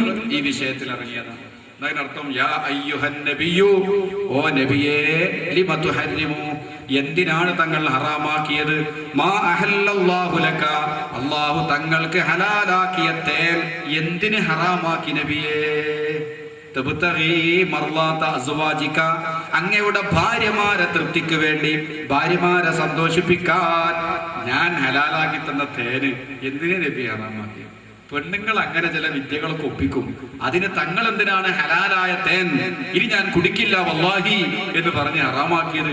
ശരിയായില്ല. അതുകൊണ്ട് തങ്ങൾ തേൻ കഴിക്കുക തന്നെ വേണം. ആയിഷ ബീവിക്കും ഹഫ്സ ബീവിക്കും ഒരു ചൊട്ടും കൊടുത്തു. ഇൻ തതൂബാ ഇലല്ലാഹി ഫഖദ് സഗത് ഖുലൂബുകുമാ. ഇൻ തതൂബാ, രണ്ടാളോടാ പറയുന്നത്. നിങ്ങൾ രണ്ടാളും തൗബ ചെയ്ത് മടങ്ങുകയാണെങ്കിൽ അതാ നിങ്ങൾക്ക് നല്ലത്. രണ്ടാളെ പേര് പറഞ്ഞിട്ടില്ല എന്നുള്ള ആളെ തിരിയല്ലോ. ഇൻ തതൂബാ, നിങ്ങൾ രണ്ടാളും തൗബ ചെയ്ത് മടങ്ങുകയാണെങ്കിൽ അതാണ് നിങ്ങൾക്ക് നല്ലത്. ഫഖദ് സഗത് ഖുലൂബുകുമാ, നിങ്ങളെ രണ്ടാളെ കൽബുകളും വേണ്ടാത്തയിലേക്ക് ചാഞ്ഞിരിക്കുന്നു. എന്റെ നബിനെ അടങ്ങാറാക്കുന്നിടത്തേക്ക് ചാഞ്ഞിട്ടുണ്ട്. അതുകൊണ്ട് നിർത്തണം. നിർത്തുന്നില്ലെങ്കിൽ ഫൈനല്ലാഹ ഹുവ മൗലാഹു വജിബ്രീലു വസ്വാലിഹുൽ മുഅ്മിനീൻ വൽ മലായികതു ബഅദ ദാലിക ലഹീർ. അല്ലാഹും അല്ലാഹുവിന്റെ മലക്കുകളും ജിബ്രീലും മുഅ്മിനീങ്ങളും ഒക്കെ മുഹമ്മദ് നബിയുടെ കൂടെയാണ്. ഞങ്ങൾ ഒറ്റപ്പെടും. പേടിച്ചു പോയില്ല കാര്യമായി. നോക്കൂ നിങ്ങൾ, നബി സല്ലല്ലാഹു അലൈഹി വസല്ലമ തങ്ങളുടെ ഭാര്യമാര് നബി സല്ലല്ലാഹു അലൈഹി വസല്ലമ തങ്ങളോട് പെരുമാറിയ ഒരു പെരുമാറ്റ രീതിയാണ്. എന്ന് പറഞ്ഞാൽ ഭാര്യമാര് മോശാണ് എന്നല്ല ഇതർത്ഥം. അത് സ്ത്രീ സഹജമായ ബുദ്ധിയാണ്, അവരുടെ ഒരു വികൃതിയാണ്. അത് നമ്മൾ തൽക്കാലം തരണം ചെയ്ത് മുന്നോട്ട് പോകാനുള്ള ഒരു മനസ്ഥിതി ഭർത്താക്കന്മാരായ നമ്മൾ ഉണ്ടാക്കി വെച്ചാൽ, അത് തരണം ചെയ്യാനുള്ള ഒരു മനസ്സ് നമുക്കുണ്ടെങ്കിൽ കുടുംബജീവിതവും സുഖസുന്ദരമായിരിക്കും. അതുപോലെ തന്നെ ബഹുമാനപ്പെട്ട നബി സല്ലല്ലാഹു അലൈഹി വസല്ലമ തങ്ങൾ സ്ത്രീ ജനങ്ങളോടും പ്രത്യേകമായി ഉപദേശം നടത്തിയിട്ടുണ്ട്. ഈ വിഷയത്തിലൊക്കെ സ്ത്രീകളുടെ സഹകരണം വേണം. സല്ലല്ലാഹു അലൈഹി വസല്ലമ തങ്ങളോട് അവർ പെരുമാറിയത് ധാരാളം ഉദാഹരണങ്ങളുണ്ട്. ഒരു സംഭവം കൂടി പറയട്ടെ. ഒരിക്കൽ ഹബശിയാക്കള്, ഈ സുഡാനികൾ വന്നിട്ട് മസ്ജിദ് നബവിയുടെ മുമ്പിൽ നിന്ന് ഒരു തരം കളി, ആയുധങ്ങളെ കൊണ്ടുള്ള ഒരു കളി. ഈ കളി കണ്ടപ്പോ ഇമാം ബുഖാരിന്റെ റിപ്പോർട്ടാണ്. നബി തങ്ങൾ ചോദിക്കുകയാണ്, നബിന്റെ സ്നേഹം നോക്കണം, ഇങ്ങനെയൊക്കെ വരും പെരുമാറിയാലും നബി അങ്ങോട്ട് കാണിക്കുന്ന സ്നേഹം എന്താണ്? നബി ചോദിച്ചു, യാ ഹുമൈറ അതുഹിബ്ബീന അൻ തൻദുരി ഇലൈഹിം. യാ ഹുമൈറ, ചുവന്ന കൊച്ചു പെൺകുട്ടി എന്നാണ്, ചുവന്ന പെൺകുട്ടി. ഭാര്യനെ വിളിക്കാണത്. എപ്പോ ഭാര്യമാരെ വിളിക്കുമ്പോഴും ഒരു നല്ല പേരുകൊണ്ട് വിളിക്കലാന്നല്ലേ. പാത്തോ എന്ന് വിളിക്കാൻ നല്ലത് എന്ത് പേരാണ്? അങ്ങനെ ഫാത്തിമാന്ന് മുഴുവൻ വിളിക്കുകയാണെങ്കിൽ മര്യാദ. എപ്പോ വിളിക്കുമ്പോൾ ഒരു സ്നേഹത്തിന്റെ വിളി, അത് നല്ലതാണ്. അത് മനസ്സും തമ്മിൽ അടുക്കാൻ നല്ലതാണ് അല്ലേ? സ്നേഹത്തോടെ വിളിക്കാം, ഒരു ഓമന പേര് വിളിക്കാം. ഇവിടെ നബി വിളിച്ചോണ്ട യാ ഹുമൈറ, കൊച്ചു ചുവന്ന പെണ്ണേ. ചുവപ്പ് നിറാണ്. അപ്പൊ അതിനെ ബഹുമാനപ്പെട്ട നബിതങ്ങൾ വിളിച്ചിട്ട് പറയാണ്, ആ തുഹിബ്ബീന അൻ തൻദുരീലൈഹിം. അവിടെ കളി നടക്കുന്നുണ്ട്, ആയുധം കൊണ്ടുള്ളൊരു കളി. ആ കളി കാണണോ? ദഫൊക്കെ ഉണ്ടാകുമ്പോൾ പെണ്ണുങ്ങൾ ഓടി വരുന്നില്ലേ? അതിന് കാര്യമായ കാഴ്ചക്കാര് പെണ്ണുങ്ങളാണ്. അപ്പൊ അതുപോലെ ഒരു പ്രത്യേക കളി കണ്ടപ്പോ നബിതങ്ങൾ ചോദിച്ചു, നിനക്കത് കാണണോ? ബീവി പറഞ്ഞു കാണണമെന്ന് പറഞ്ഞപ്പോ നബി സല്ലല്ലാഹു അലൈഹി വസല്ലമ തങ്ങൾ ആയിഷ ബീവിനെ അവരിങ്ങോട്ട് കാണാൻ പാടില്ല.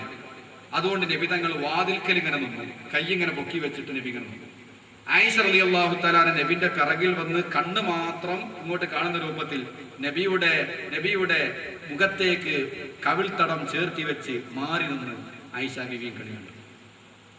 കളിയാ കാണുന്നത്, പുരുഷന്മാരെ നോക്കിയതല്ല എന്നാ പറയുന്നത്. ഒരു കളി എന്ന നിലക്ക് മാത്രം സ്ത്രീകൾക്ക് അത് വീക്ഷിക്കുന്നതിന് കുഴപ്പമില്ല എന്നൊക്കെ തന്നെ വ്യാഖ്യാനത്തിൽ പറയുന്നു. ഇനി അതല്ല, ഹിജാബ് ഇറങ്ങുന്നതിന് മുമ്പാന്നും പറയപ്പെടുന്നുണ്ട്. ഏതായിരുന്നാലും ആയിഷ റളിയല്ലാഹു തആല അൻഹ നബി സല്ലല്ലാഹു അലൈഹി വസല്ലമ തങ്ങളുടെ മുഖത്തേക്ക് കവിൾ ചേർത്തി വെച്ച് ആ കളി ഇങ്ങനെ വീക്ഷിച്ചു.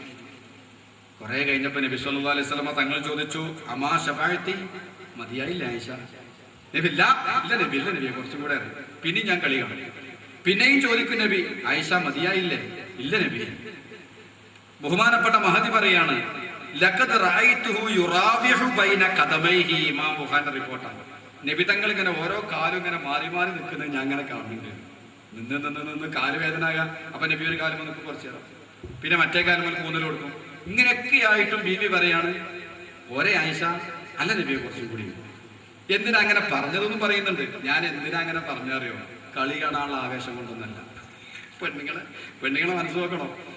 ഞാൻ നബി സല്ലല്ലാഹു അലൈഹി വസല്ലം തങ്ങളെ രണ്ട് കാലും നബി ഇങ്ങനെ മാറി ഊന്നൽ നൽകി നിന്ന് ബുദ്ധിമുട്ടാകുമ്പോഴും ഞാൻ പോരാ കളി പോരാന്നാ പറയുന്നത്. സത്യത്തിൽ എനിക്ക് കളി കാണാനുള്ള ബുദ്ധിയല്ല. പിന്നെന്താണ്? ലി അൻളുറ മൻസിലതി ഇൻദഹു. നബിന്റെ അടുക്കൽ എനിക്ക് എത്ര സ്ഥാനമുണ്ട്, നബി എന്നെ എത്ര കണ്ട് പരിഗണിക്കുന്ന അറിയാനുള്ള കളിയാണെന്നാണ്. എത്ര സമയം എനിക്ക് വേണ്ടി നിൽക്കും. നമ്മളൊക്കെ ആണെങ്കിൽ ദേഷ്യം പിടിക്കും, 5 മിനിറ്റ് ഇനി മതി, കൊണ്ട പറ്റില്ല, പോയി. അപ്പൊ മനസ്സിലാക്കി തീരെ സ്നേഹമില്ലാത്ത. അപ്പൊ ആ സ്നേഹം പരീക്ഷിക്കാനാണ്. എന്തിനാണ്? നബിന്റെ മനസ്സിൽ എനിക്കെത്ര സ്ഥാനമുണ്ട്, എന്നോട് എത്ര ബഹുമാനമുണ്ട് എന്നറിയാൻ വേണ്ടി ഞാൻ അങ്ങനെ നിന്നു. നബി ആവട്ടെ ആയിഷ ബീവിന്റെ ആഗ്രഹം തീരോളം നിന്നുള്ളൂ. ഇതാണ് പെൺബുദ്ധി. നമ്മളെ പെരുമാറ്റവും അല്പം ഒന്ന് ശ്രദ്ധിച്ചാണെങ്കിൽ വൈവാഹിക ജീവിതം സുന്ദരമായിരിക്കും. ബഹുമാനപ്പെട്ട നബി സല്ലല്ലാഹു അലൈഹി വസല്ലമ തങ്ങൾ പറയുന്നു, ബഹുമാനപ്പെട്ട നബി സല്ലല്ലാഹു അലൈഹി വസല്ലമ തങ്ങൾ പഠിപ്പിച്ചു തരികയാണ്, ഒരു ഭാര്യയെ സംബന്ധിച്ചിടത്തോളം വളരെ പ്രധാനമായി ശ്രദ്ധിക്കേണ്ട ഒരു കാര്യം, ഭർത്താവിനിക്ക് അലോസരമുണ്ടാക്കുന്ന ഒരേ ഒരു പ്രശ്നം വൈവാഹിക ജീവിതത്തിലുണ്ടെങ്കിൽ നിങ്ങളെ നാവാണ്. അത് മാത്രമേ പ്രശ്നം ഉണ്ടാകൂ. ബാക്കിയെല്ലാം ഭർത്താക്കന്മാര് പൊരുത്തപ്പെട്ടു. അല്ലാഹുവിന്റെ റസൂല് മിഅ്റാജിന്റെ രാത്രി പോകുമ്പോൾ ഒരു സംഭവം കണ്ടു. കുറെ സ്ത്രീകളെ നാവിൽ ഇങ്ങനെ തൂക്കിയിട്ട് ശിക്ഷിക്കുകയാണ്, നാവുമല് കെട്ടിയിട്ട്. നബി കണ്ടതാണത് സല്ലല്ലാഹു അലൈഹി വസല്ലം. നാവിൽ കെട്ടിയിടുന്നു, എന്നിട്ട് അവരെ ശിക്ഷിക്കുന്നു. ഇത് കണ്ടപ്പോ അല്ലാഹുവിന്റെ റസൂല് ചോദിച്ചു, ജിബ്രീലേ, എന്തിനാണ് ഈ പെണ്ണുങ്ങൾ ഇങ്ങനെ നാവുമൽ കെട്ടി വരിഞ്ഞ് തൂക്കിയിട്ട് ശിക്ഷിക്കുന്നത്? എന്തിനാണ്? ഇതാണ് അവരെ ഖബറിലെ ശിക്ഷയും പറഞ്ഞ റസൂലുള്ള മിഅ്റാജിന്റെ രാത്രി കണ്ടു എന്ന് പറഞ്ഞ ബർസഖിയായ ലോകത്തുള്ള ശിക്ഷ. നരകത്തിലുള്ള ശിക്ഷ വേറെയാണ്. ഖിയാമത്ത് നാൾ വരെ ഖബറിൽ കിടക്കുന്ന കാലത്തുള്ള അദാബാണ്. നാവിൽ തൂക്കിയിട്ട് ശിക്ഷിക്കപ്പെടുന്നത് കണ്ടപ്പോ ജിബ്രീൽ അലൈഹിസ്സലാത്തു വസ്സലാം പറഞ്ഞു കൊടുത്തു, നബി അത് ആരാന്നറിയോ? തങ്ങളെ ഉമ്മത്തിൽപ്പെട്ട ഭർത്താക്കന്മാരെ നാവ് കൊണ്ട് ദ്രോഹിക്കുന്ന പെണ്ണുങ്ങളാണ്. ഒരു സ്വൈരവും കൊടുക്കാതെ അങ്ങനെ പോയല്ലോ. ചില്ലറ വികൃതി അല്ല പറഞ്ഞത്. എപ്പോഴും നാവ് കൊണ്ട് അടങ്ങാറാക്കുന്ന അത്തരം സ്ത്രീകൾക്കുള്ള ശിക്ഷയാണെന്ന് ബഹുമാനപ്പെട്ട മുഖറബായ മലക്ക് ജിബ്രീൽ. അതുകൊണ്ട് സഹോദരിമാര് വളരെ സൂക്ഷിക്കണം. അള്ളാഹുവിന്റെ റസൂലിന്റെ നാവ് കൊണ്ട് അങ്ങനത്തെ ഒരു ശിക്ഷ ഉണ്ട് എന്ന് പറഞ്ഞാൽ അത് ഉണ്ടാവും, അത് കിട്ടും. അതുകൊണ്ട് ഭർത്താവിന്റെ മുമ്പിൽ നാവിനെ പരമാവധി കാത്തു സൂക്ഷിക്കാനുള്ള ഒരു ശ്രമം നിങ്ങൾ നടത്തിയാൽ മതി. വിജയിക്കുക തന്നെ ചെയ്യും. അതുപോലെ തന്നെ നാവ് കൊണ്ട് വിരുദ്ധ സംസാരങ്ങൾ എതിര് പറയും. അതിൽ മിടുക്കികളാ പെണ്ണുങ്ങൾ. നമ്മൾ ഈ പരിസരത്തൊന്നുള്ള പെണ്ണുങ്ങളെ പറ്റിയല്ല ചർച്ച. പൊതുവെ വിരുദ്ധ സംസാരത്തിൽ മിടുക്കികളാണ്. വിരുദ്ധ സംസാരം എന്ന് പറഞ്ഞാൽ ഉദാഹരണത്തിന് നമുക്ക് 9 മണിക്ക് നാസ്ത കിട്ടണം, എന്നിട്ട് വേണം കടയിൽ പോവാൻ. 9 മണിയായിട്ട് നാസ്ത കാണുന്നില്ല. ആ സമയത്ത് നമ്മൾ ചോദിക്കും, അല്ല നാസ്ത ആയില്ലേ? രാവിലെ ഒരുപാട് പണിയുള്ള സമയ പെണ്ണുങ്ങൾക്ക്. സത്യത്തിൽ നാസ്തക്ക് കറിയൊന്നും ആയില്ല. അപ്പൊ ഭാര്യ കേൾക്കാത്തമായിരുന്നു ഇല്ല എന്ന് പറഞ്ഞാൽ ചിലപ്പോൾ മൂപ്പർ ചോദിക്കും. അപ്പം ഉണ്ടാകുന്നാണ് സാറി പിന്നെ ചോദിക്കുമ്പോൾ കേൾക്കാത്തമാരും ആ മൂപ്പർക്ക് തോന്നുന്നു എന്താ ഒന്നും ഉണ്ടാത്ത. അല്ല ചോദിച്ചത് കേട്ടില്ലേ, നാസ്ത ആയില്ലേ? കുറച്ച് ഗൗരവത്തിൽ. അപ്പോൾ മറുപടി എന്താ പറയുക? എനിക്ക് 2 കയ്യേ ഉള്ളൂ. മറുപടി, എനിക്ക് 2 കയ്യേ ഉള്ളൂ. 4 കയ്യിൻ്റെതുള്ള അഭിപ്രായം പുതിയാപ്പുറത്തില്ലല്ലോ. എന്താ അങ്ങനെ പറയാൻ? എനിക്ക് 2 കയ്യേ ഉള്ളൂ. ഞാൻ ഓളെ കെട്ടിയതോ അതോ ഓളിന്നെ കെട്ടിയതോ? പിന്നെ അയിമല് വസ്വാസായിട്ട് ഒരു കാര്യമില്ല. കാരണം എന്താണ്? അത് നമ്മളെ ചോദ്യത്തിനനുസരിച്ചൊരു വിരുദ്ധ സംസാരം ഉണ്ടായിരുന്നു. അങ്ങനെ സംസാരിക്കാതിരിക്കാൻ പെണ്ണുങ്ങളും ശ്രദ്ധിക്കുക. അവിടെയൊക്കെ നല്ല വാചകം പറയാനാണ്. ഇന്ന് നമ്മൾ എഴുന്നേൽക്കാൻ അല്പം താമസിച്ചു, ഏതല്ലെങ്കിൽ ഗ്യാസ് തീർന്നുപോയി, വിറകുമ്മൽ ഉണ്ടാക്കുകയാണ്, അല്ലെങ്കിൽ കുട്ടി കുറച്ച് സമയം എന്നെ സ്വീപ്പാക്കി, അതുകൊണ്ട് വൈകിപ്പോയതാണ്, ഒരു 5 മിനിറ്റ് ആയി എന്ന് പറഞ്ഞാൽ മതി. നമ്മൾ സാധാരണ പറയില്ല, നിക്കാഹിനൊക്കെ പോയാൽ അല്ല പുതിയാപ്പിള എത്തിയോ, ഇതാ എത്തി ഇളകി എന്നൊക്കെ പറയും. ഇവിടെ നമ്മൾ പുറപ്പെട്ടിട്ടുണ്ടാവില്ല എന്നതുപോലത്തെ ഒരു നല്ല ശൈലി അവിടെയൊക്കെ സ്വീകരിക്കാവുന്നതാണ്. അതുകൊണ്ട് നാവിന്റെ കാര്യം ഒന്ന് ശ്രദ്ധിച്ചാൽ പെണ്ണുങ്ങളെ ഭാഗത്തൊന്നും ജീവിതം ഭംഗിയാവും, ഭർത്താക്കന്മാർക്കും സ്വസ്ഥതയും സമാധാനമുണ്ടാവും.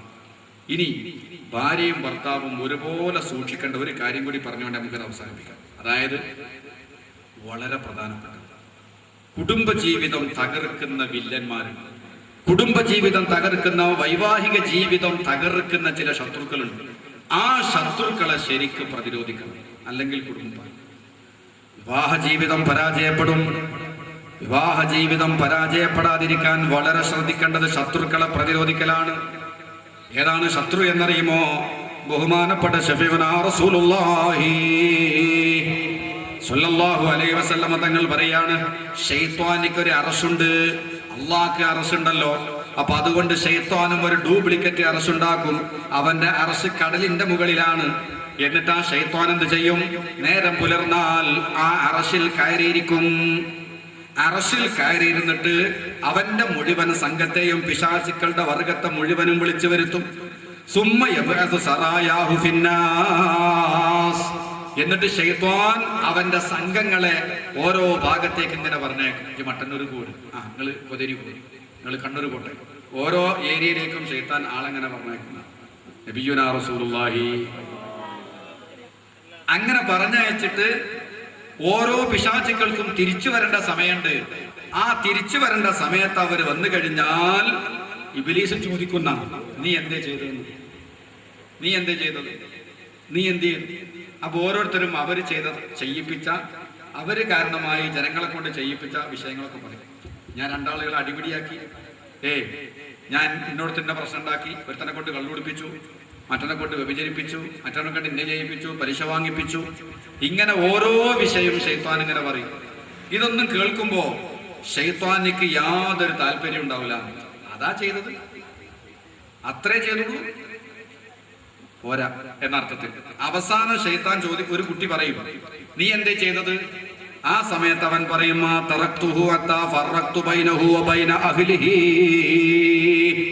ഞാൻ ചെയ്തത് ഒരു ഭാര്യനെയും ഭർത്താവിനെയും തമ്മിൽ തെറ്റിച്ചിട്ടുണ്ട്. ഒരു ഭാര്യയെയും ഭർത്താവിനെയും ഞാൻ തമ്മിൽ പിണക്കിയിട്ടുണ്ട്. അവര് അടിച്ച് പിരിഞ്ഞിട്ടുള്ളത്, പിണങ്ങിയിട്ടുള്ളത്. ഇത് പറഞ്ഞാൽ അള്ളാഹുവിന്റെ റസൂൽ പറയാണ്, ഫയുഖർരിബുഹു വയുദ്നീഹി വയൽതസിമുഹു ശഫീഉനാ റസൂലുള്ളാഹി. ഭാര്യ ഭർത്താക്കളെ തെറ്റിച്ചു എന്ന് പറയുമ്പോൾ ഫയുഖർരിബുഹു, അത് പറഞ്ഞ ശൈത്വാനെ ഇബ്ലീസ് ചേർത്ത് പിടിക്കും, വയുദ്നീഹി അടുപ്പിച്ചു പിടിക്കും, വയൽതസിമുഹു അവനെ കെട്ടിപ്പിടിക്കും. എന്നിട്ട് പറയും, നിഅമാന്ത, നീയാണ് നല്ല കുട്ടി, ഈ എന്റെ മോൻ തന്നെയാണ്, നീ എന്റെ മോനാണെന്ന് പറയും. അപ്പൊ ഇബ്ലീസ് ഏറ്റവും കൂടുതൽ താല്പര്യം കാണിച്ചത് എന്തിനാണ്? ഭാര്യ ഭർത്താക്കളെ തെറ്റിക്കാനാണ്. അതുകൊണ്ട് ഏറ്റവും വലിയ ശൈത്വാന്റെ ഫിത്ന നടക്കുക വൈവാഹിക ജീവിതത്തിലാണ്. കാരണം ഭാര്യയും ഭർത്താവും തെറ്റിക്കിട്ടിയ ഇബ്ലീസിന് സൗകര്യമായി. ഭാര്യക്കും നരകം കിട്ടാൻ എളുപ്പമായി, ഭർത്താവും നരകത്തേക്ക് പോകാൻ എളുപ്പമായി. ഉമ്മയും ബാപ്പയും ഉണ്ടായിട്ട് മക്കള് അനാഥരായി യതീമിനെ പോലെ വളർന്ന് വഴിതെറ്റാനാവും. കാരണം എല്ലാവർക്കും, മാതാവിനും പിതാവിനും മക്കൾക്കും നരകത്തേക്ക് പോകാനുള്ള സുഖമുള്ള വഴിയാണ് ദമ്പതികൾ തമ്മിൽ തെറ്റൽ. അതുകൊണ്ടാണ് ഇബ്ലീസ് ഏറ്റവും കൂടുതൽ ശ്രമിക്കുന്നത് ദമ്പതികളെ തെറ്റിക്കാനാണ്. അതുകൊണ്ട് നമ്മളെ ദേഷ്യം പിടിപ്പിക്കുന്ന രൂപത്തിൽ ചിലപ്പോൾ ഭാര്യ സംസാരിക്കും, ഭാര്യയെ ദേഷ്യം പിടിപ്പിക്കും പോലെ ഭർത്താവ് സംസാരിക്കും. അവിടെ നിങ്ങൾ മനസ്സിലാക്കണം, ഇത് ശൈത്വാനാണ്. എന്റെ പ്രിയപ്പെട്ട ഭർത്താവ് ഇങ്ങനെ സംസാരിക്കാറില്ല. ഇന്നലെ കഴിഞ്ഞ ക്ലാസ്സിൽ നമ്മൾ പറഞ്ഞൂലെ, മനുഷ്യന്റെ രക്തം നടക്കുന്ന സ്ഥലത്തൊക്കെ ശൈത്താൻ നടക്കുന്നുണ്ട്. അതുകൊണ്ട് എന്റെ ഭർത്താവ് അങ്ങനെ പറഞ്ഞിട്ടുണ്ടെങ്കിൽ കാര്യമാക്കണ്ട. കാരണം അയാൾ നല്ല മനുഷ്യനാണ്, എനിക്ക് ഭക്ഷണം തരുന്ന ആളാണ്, വെള്ളം തരുന്ന ആളാണ്, എന്നെ സ്നേഹിക്കുന്ന ആളാണ്, എന്റെ മക്കളുടെ ഉപ്പയാണ്. ഇനി അയാൾ അങ്ങനെ പറഞ്ഞിട്ടുണ്ടെങ്കിൽ അത് ഇബ്ലീസിന്റെ കടിയാണ്. അവിടെ ഞാനിനി വഴിപ്പെടൂല, ഞാനത് പുറത്തു കൊടുക്കും. ഭർത്താവിനോട് പറയാ, നിങ്ങൾ ആ പറഞ്ഞൊക്കെ ഞാൻ പൊരുത്തപ്പെട്ടു. ഭർത്താവിന്റെ മനസ്സ് മാറിയില്ലേ? ഇനി എപ്പോഴെങ്കിലും ഭാര്യ മോശമായി പെരുമാറുമ്പോ നീ മറക്കരുത്, മറക്കാതെ മനസ്സിലാക്കണം, ദമ്പതികൾക്കിടയിലാണ് ശൈത്താൻ കാര്യമായി ശ്രമിക്കുന്നത്. അതുകൊണ്ട് എന്നെ ദേഷ്യം പിടിപ്പിക്കാനുള്ള എല്ലാ പണിയും ശൈത്താൻ ഇവളെ കൊണ്ട് ചെയ്യിപ്പിക്കും. അതുകൊണ്ട് അവരും ക്ഷമിക്കണം. അങ്ങനെ രണ്ടാളും ക്ഷമയുടെ വഴി മുറുകെ പിടിച്ചാൽ ശൈത്താൻ നിങ്ങളെ കുടുംബത്തിൽ നിന്നും എല്ലാം ഇറങ്ങിപ്പോകും. ഇവരെ പറ്റിക്കാൻ കഴിയില്ല എന്ന് മനസ്സിലാക്കും. അള്ളാഹുവിന്റെ റസൂൽ പറഞ്ഞ ഹദീസാണിത്. ഒന്നാമത്തെ വില്ലൻ ഇത് തന്നെയാണ്. നിങ്ങൾ കണ്ടില്ലേ, ഇതിന് മഹാന്മാരായ മുഹദ്ദിസീങ്ങൾ വ്യാഖ്യാനം പറഞ്ഞിട്ടുണ്ട്. ഞരമ്പിൽ പ്രവർത്തിക്കുന്ന ശൈത്താൻ പെണ്ണിന്റെ ഞരമ്പിൽ പ്രവർത്തിച്ചാൽ ഭർത്താവും കൊണ്ട് കയറി വന്ന് അവളെ മുഖത്തേക്ക് നോക്കുമ്പോൾ ഒരു താല്പര്യമുണ്ട്. ബാക്കിയുള്ള ആരും ആ പെണ്ണിനെ കണ്ടാൽ നല്ല പെൺകുട്ടിയാണ്, നല്ല സീനത്തുള്ള പെണ്ണാണ്, നല്ല സ്വഭാവമുള്ള പെണ്ണാണ് അറിയും. പക്ഷെ പുതിയാപ്പിൾക്ക് ഓളെ പിടിക്കില്ല. എന്താ കാരണം? ഞരമ്പിൽ പ്രവർത്തിക്കുന്ന ഈ ശൈത്താൻ അവളെ മുഖം മോശമായി ഇവന്റെ കണ്ണിൽ കാണിക്കും.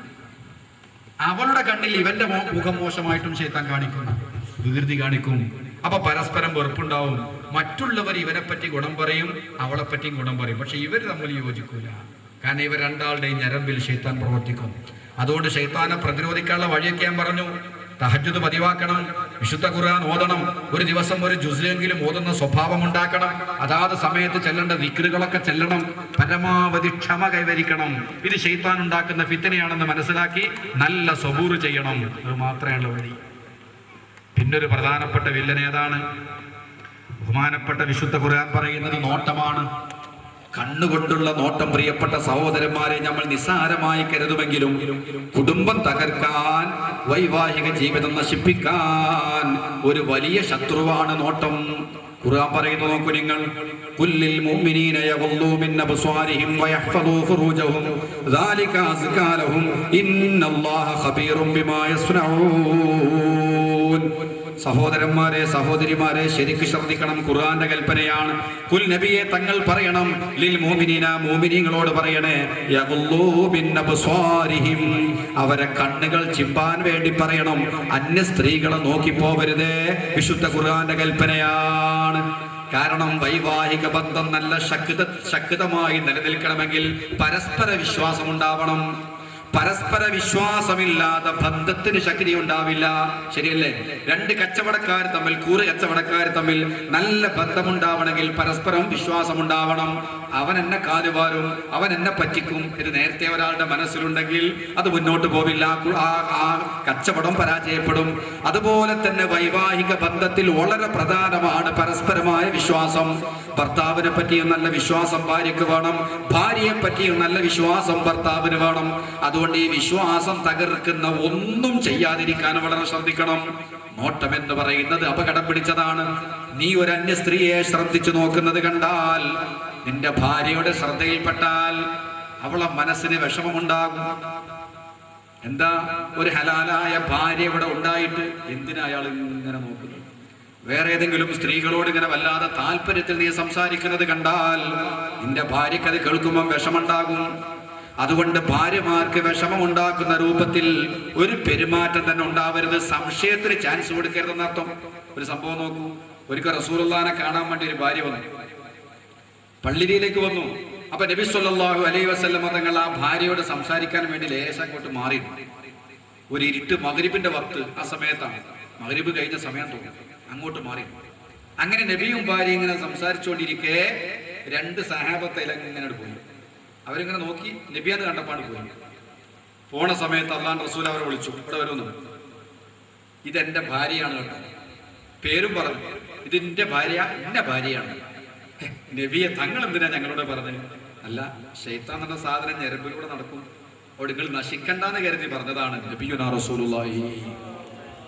അല്ലേ, അത് മതിയല്ലോ. ഇപ്പൊ ഒരു പെണ്ണിനോട് ഇങ്ങനെ ഒരു വൈദ്യ സ്ഥലത്ത് നിന്ന്, ഇരുട്ടുള്ള സ്ഥലത്ത് നിന്ന് ഒരാൾ വർത്താനം പറയുന്നുണ്ട, എന്താണെന്നറിയില്ല, മൂപ്പര മഗ്‌രിബ് കഴിഞ്ഞാൽ ഇങ്ങനെ അവിടെ നിന്നൊരു വർത്താനം എന്ന് പറയും. നബിനെ പറ്റിയല്ല, നമ്മളാരേലൊക്കെ ആണെങ്കിലും. അപ്പൊ ചുരുക്കത്തിൽ എന്താണ്, അങ്ങനെ ഒരു സംശയത്തിന് ഇട കൊടുക്കരുത് എന്നാണ് ഈ സംഭവം നമ്മൾ പഠിപ്പിക്കുന്നത്. ആർക്കും സംശയത്തിന് ഇടം കൊടുക്കരുത്. നമ്മൾ വിചാരിക്കും ഇന്നാരും സംശയിക്കലുണ്ടാവില്ല, അങ്ങനെ എത്തിക്കാം, നമ്മളങ്ങനെ നമ്മളെ പറ്റി വലുതാക്കൊന്നും വേണ്ട, ഈ വിഷയത്തിൽ ആരെയും സംശയിക്കാം. അപ്പൊ അതുകൊണ്ട് കുടുംബജീവിതത്തിൽ പരസ്പരം സംശയമുണ്ടാക്കുന്ന ഒരവസ്ഥ ഉണ്ടാക്കരുത്. അതിനാ നബി തങ്ങൾ ഇതിന്റെ ഭാര്യ കേട്ടോ, ഇന്ന ഭാര്യയാണ്, പേരൊക്കെ പറഞ്ഞു കൊടുക്കേണ്ടായ കാരണതാണ്. അപ്പൊ ജനങ്ങൾക്ക് സംശയമുണ്ടാക്കുന്ന രൂപത്തിൽ നമ്മൾ പെരുമാറരുത്.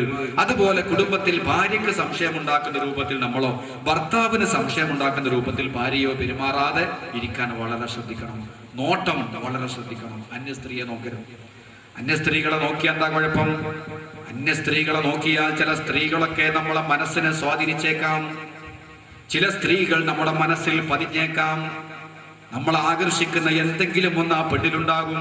ഒന്നിരിക്കൽ അവളുടെ തിളക്കമുള്ള കണ്ണുകൾ, അല്ലെങ്കിൽ വശ്യമായ പെരുമാറ്റം, അല്ലെങ്കിൽ മനോഹരമായ പുഞ്ചിരി, ഏതെങ്കിലും ഒന്ന് നമ്മുടെ മനസ്സിൽ പതിഞ്ഞു കഴിഞ്ഞാൽ പിന്നെ നമ്മുടെ മനസ്സിൽ അവൾ മാത്രമായിരിക്കും. അവളെ പറ്റിയുള്ള ചിന്തകൾ ഇങ്ങനെ കാടുകയറും. അതോടുകൂടി നമ്മുടെ മനസ്സിലുള്ള ഹലാലായ ഭാര്യ തൽക്കാലം നമ്മളെ മനസ്സിനാണ് പോയാൽ പിന്നെ അവളുമായുള്ള ബന്ധത്തിനോ സംസാരത്തിനോ ഒന്നും താല്പര്യം ഉണ്ടാവില്ല. നമ്മൾ ഏതൊരു പെണ്ണിനെയാണോ കണ്ടത് അത് നമ്മളെ മനസ്സിൽ സ്വാധീനിച്ചാൽ നമ്മൾ അതിനെപ്പറ്റി ഇങ്ങനെ ചിന്തിച്ചുകൊണ്ടിരിക്കുമ്പോഴായിരിക്കും നമ്മളെ ഭാര്യ വിളിക്കുന്നത്, എന്താ സുഖം തന്നെയല്ല? ആ സുഖം തന്നെ, എന്തേ പ്രത്യേകിച്ച്? അല്ല ഒന്നുമില്ല, ഞാൻ വെറുതെ നിങ്ങളെ സംസാരം കേൾക്കാൻ വേണ്ടി. ഓ ഇപ്പൊ അതിന്റെ ടൈമായി, ഇപ്പൊ ഒന്നും സംസാരിക്കാൻ സമയം തിരക്കിലാണ്, ശരി പിന്നെ വിളിക്കും. മതി ഭാര്യ. അങ്ങനെ ഉണ്ടൊരു പെരുമാറ്റം. അപ്പൊ എന്തേ അങ്ങനെ വന്നത്? മറ്റൊന്ന് മനസ്സിൽ കയറിയാൽ സ്വന്തം ഭാര്യ ഔട്ടായി അതിന് ചാൻസ് ഉണ്ടാക്കില്ല. അപ്പൊ നിങ്ങളെ സ്വഭാവത്തിൽ മോശമായ പെരുമാറ്റം ഉണ്ടാവും. അതുകൊണ്ട് ഒരിക്കലും അന്യ സ്ത്രീകളെ നോക്കാതെ നമ്മുടെ ഭാര്യയെ പറ്റി മാത്രം ചിന്തിക്കുക. ഒരു ഭാര്യ തന്റെ ഭർത്താവിനെ പറ്റി മാത്രം ചിന്തിക്കുക. വേറൊരു അന്യ സ്ത്രീയെ പറ്റിയോ അവളുമായുള്ള ലൈംഗികതയെ സംബന്ധിച്ചോ ഒരിക്കലും ചിന്തിക്കാതിരുന്നാൽ പുതുമ നഷ്ടപ്പെടാത്ത വിവാഹം, വൈവാഹിക ജീവിതം, ദാമ്പത്യ ജീവിതം നമുക്കുണ്ട്. ഹറാമുകൾ മനസ്സിലേക്ക് കയറിയാൽ, അന്യരൂപങ്ങൾ മനസ്സിലേക്ക് കയറി വന്നാൽ കുടുംബം പരാജയപ്പെടും. ഇന്ന് നല്ലൊരു ശതമാനവും കുടുംബം പരാജയപ്പെടാനുള്ള കാരണമാണ് ഇന്ന് സെക്സ് വർദ്ധിച്ചൊരു കാലഘട്ടം. മൊബൈലിൽ സെക്സ്, ഇന്റർനെറ്റിൽ സെക്സ്, അതുപോലെ തന്നെ മാപ്പിളപ്പാട്ട് സെക്സ്, എവിടെ നോക്കിയാലും തോന്നിവാസങ്ങളാണ്. ഇതിങ്ങനെ മനസ്സിലിങ്ങനെ പുകയുന്ന ഒരാൾക്ക് സ്വന്തം ഭാര്യയുമായി ആരോഗ്യകരമായ ഒരു കുടുംബജീവിതം, ഒരു വൈവാഹിക ജീവിതത്തിന് സാധ്യമല്ലാതെ വരും. പെട്ടെന്ന് കുടുംബം തകരും. നമ്മുടെ മനസ്സിൽ അങ്ങനെ സങ്കല്പിക്കാൻ നമ്മുടെ ഭാര്യ മാത്രമേ ഉണ്ടാവൂ. എന്നാൽ ഊഷ്മളമായ ബന്ധം ആ ദമ്പതികൾക്കിടയിലുണ്ടാവും. അത് വളരെ കാത്തു സൂക്ഷിച്ചാൽ വൈവാഹിക ജീവിതം നന്നായി തീരും. അതുകൊണ്ടാണ് ഖുർആൻ പറയുന്നത് നോക്കുക പോലും ചെയ്യരുതേ, വിശുദ്ധ ഖുർആന്റെ കൽപ്പനയാണ്. അതുപോലെ സ്ത്രീകളോടും പ്രത്യേകം പറയുകയാണ്, വകുല്ലിൽ മുഅ്മിനാത്തി യഗ്ളുദ്ന മിൻ അബ്സ്വാരിഹിന്ന വയഹ്ഫദ്ന ഫുറൂജഹുന്ന വലാ യുബ്ദീന സീനതഹുന്ന ഇല്ലാ മാ ളഹറ മിൻഹാ വൽയദ്രിബ്ന ബിഖുമുരിഹിന്ന അലാ ജുയൂബിഹിന്ന വലാ യുബ്ദീന സീനതഹുന്ന ഇല്ലാ ലിബുഉലതിഹിന്ന ഔ ആബാഇഹിന്ന ഔ ആബാഇ ബുഉലതിഹിന്ന ഔ ഇഖ്വാനിഹിന്ന ഔ ബനി ഇഖ്വാനിഹിന്ന ഔ ബനി അഖവാതിഹിന്ന ഔ നിസാഇഹിന്ന ഔ മാ മലക്കത് അയ്മാനുഹുന്ന ഔ التابعين غير أولي الإربة من الرجال أو الطفل الذين لم يظهروا على عورات النساء. ഖുർആൻ എണ്ണിങ്ങോട്ട് പറഞ്ഞു. കുൽ നബിയെ തങ്ങൾ പറയണം, ലിൽ മുഅ്മിനാത്തി സത്യവിശ്വാസികളായ പെണ്ണുങ്ങളോട് പറയണം, യഗ്ളുദ്ന മിൻ അബ്സ്വാരിഹിന്ന നിങ്ങളും അന്യ പുരുഷരെ തൊട്ട് കണ്ണിയും പണം ശ്രദ്ധിച്ചു നോക്കരുത്. കണ്ണടക്കണം, അപകടമാണ്. എപ്പോഴാണ് നമ്മുടെ മനസ്സിനെ കീഴടക്കാൻ ഒരു ശൈത്താൻ വരിക എന്ന് പറയാൻ പറ്റില്ല. അതുകൊണ്ട് ബന്ധത്തിന്റെ പവിത്രത കൽപ്പിച്ച് കണ്ണിനെ കാത്തു സൂക്ഷിക്കണം. ഒരാളോട് സംസാരിക്കുമ്പോഴും ഇടപഴകുമ്പോഴും വളരെ ശ്രദ്ധിക്കണം. എപ്പോഴാണ് ചൂണ്ടയിൽ കുടുങ്ങുക എന്ന് പറയാൻ പറ്റില്ല. ശൈത്താൻ നമ്മളെ ഞരമ്പിലുണ്ടെന്ന് മറക്കരുത്. കുടുംബത്തിന്റെ പവിത്രത മറക്കരുത്. ഭർത്താവിന്റെ മഹത്വം മറക്കരുത്. ഇസ്സത്തും അഭിമാനവും കളഞ്ഞു കുളിക്കരുത്. അതേത് സമയത്തും നഷ്ടമായേക്കാം. അതുകൊണ്ട് വളരെ സൂക്ഷിക്കണം. ചിലപ്പോൾ ചില ആളുകളെ ഫോട്ടോ ഒക്കെ പത്രത്തിൽ കാണുമ്പോൾ നമുക്ക് വല്ലാത്ത ലജ്ജ തോന്നും. 72 വയസ്സുള്ള ആള് 12 പെൺകുട്ടികളെ പീഡിപ്പിച്ചു. ഇയാളെ ഫോട്ടോ അങ്ങനെ കാണുമ്പോൾ മക്കൾക്കും പേരക്കുട്ടികളെ കുട്ടികൾക്കും എത്ര വിഷമാണ്. ഈ വല്യാപ്പ ഈ വയസ്സ് കാലത്ത് എന്തിനാ? ഇപ്പൊ ഈ അടുത്ത പേപ്പറിലൊന്നൊക്കെ പ്രായമുള്ള ആളുകളാണ് അല്ലേ. 68 വയസ്സുള്ള ആള്, 80 വയസ്സുള്ള ആള്, 72 വയസ്സുള്ള ആള്. എന്താ ഇതിനൊക്കെ പറയണം? ഇതൊക്കെ ഈ മക്കളും കുട്ടികളും കാണുമ്പോൾ ഐറ്റങ്ങളെ നമുക്ക് തന്നെ പത്രത്തിൽ കാണുന്ന വിഷമാണ്.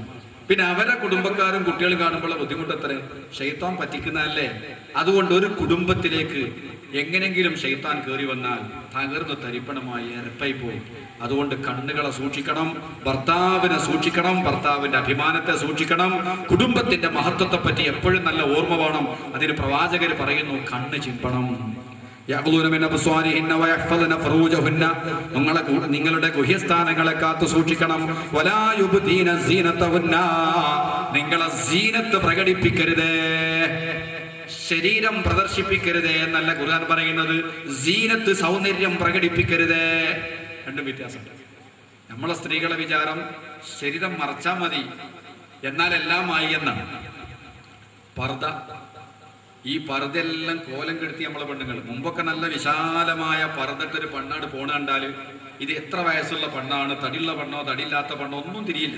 ഒരു രൂപം അങ്ങനെ പോകുന്നേ കാണും. അതുകൊണ്ട് ആരും അങ്ങോട്ട് ശ്രദ്ധിക്കൂല. വലിയ ആദരവിലാണ് പെണ്ണിനെ കാണുന്നത് അല്ലേ. അവളെ സൗന്ദര്യം മറച്ചു വെക്കാനുള്ള വേഷമാണ് പർദ്ദ.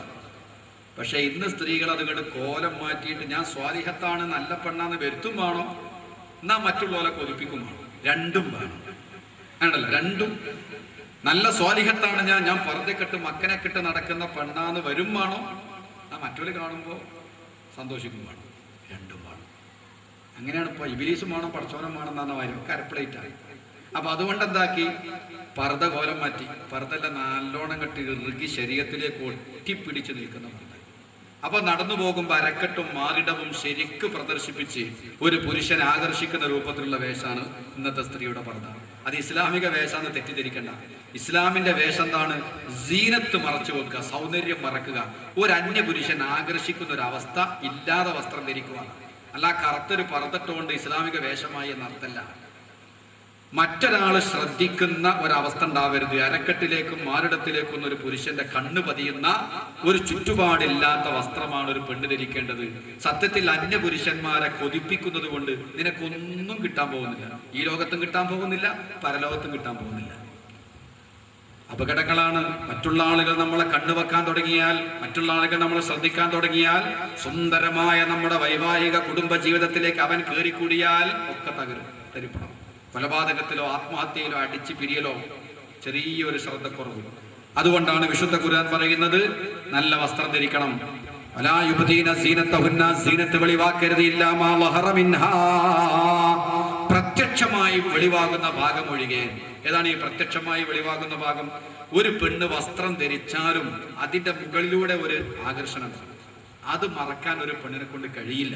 ആ വിഷയം നിങ്ങൾക്ക് വിട്ടുവീഴ്ച ചെയ്തിരിക്കുന്നു. അല്ലാതെ മുഖവും മുൻകൈയും വെച്ചെന്നല്ല. മുഖവും മുൻകൈയും ഒഴികെ അവറത്ത് തന്നെ നിസ്കാരത്തിലാണ്. അന്യ പുരുഷനെ തൊട്ട് മുഖവും അവറത്താവും. മുഖമല്ലേ ഏറ്റവും കൂടുതൽ അന്യ പുരുഷനെ ആകർഷിക്കുന്നത്. അതിങ്ങനെ തുറന്നിട്ട് ബാക്കിയൊക്കെ മറച്ചിട്ട് എന്താ?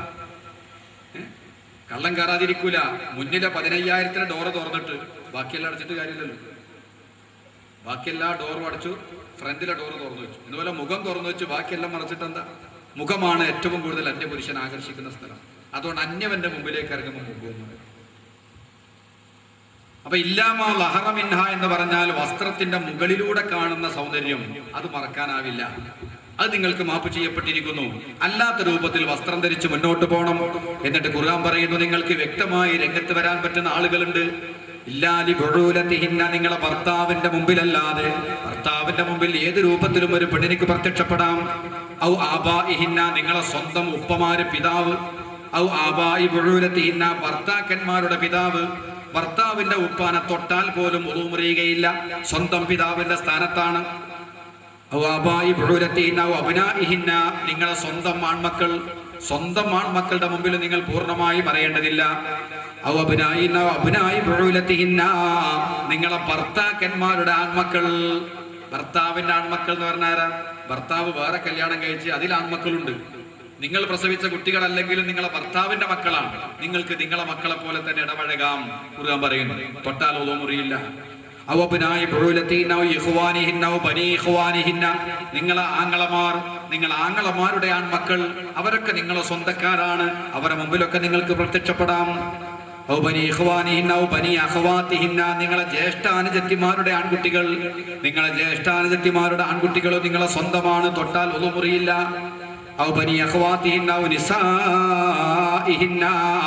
അതുപോലെ നിങ്ങൾക്ക് നിങ്ങളെ സമുദായത്തിൽപ്പെട്ട മറ്റ് സ്ത്രീകൾ, അവരെ തൊട്ട് നിങ്ങൾ പൂർണ്ണമായും അറിയേണ്ടതില്ല. അല്ലെങ്കിൽ നിങ്ങളെ വലങ്കൈ ഉടമയാക്കിയ അടിമകൾ, ഒരു കാലത്ത് അടിമകൾ ഉണ്ടായിരുന്നു, ഒരടിമകളെ തൊട്ടും ഒരു പെണ്ണ് പൂർണ്ണമായും അറിയേണ്ടതില്ല.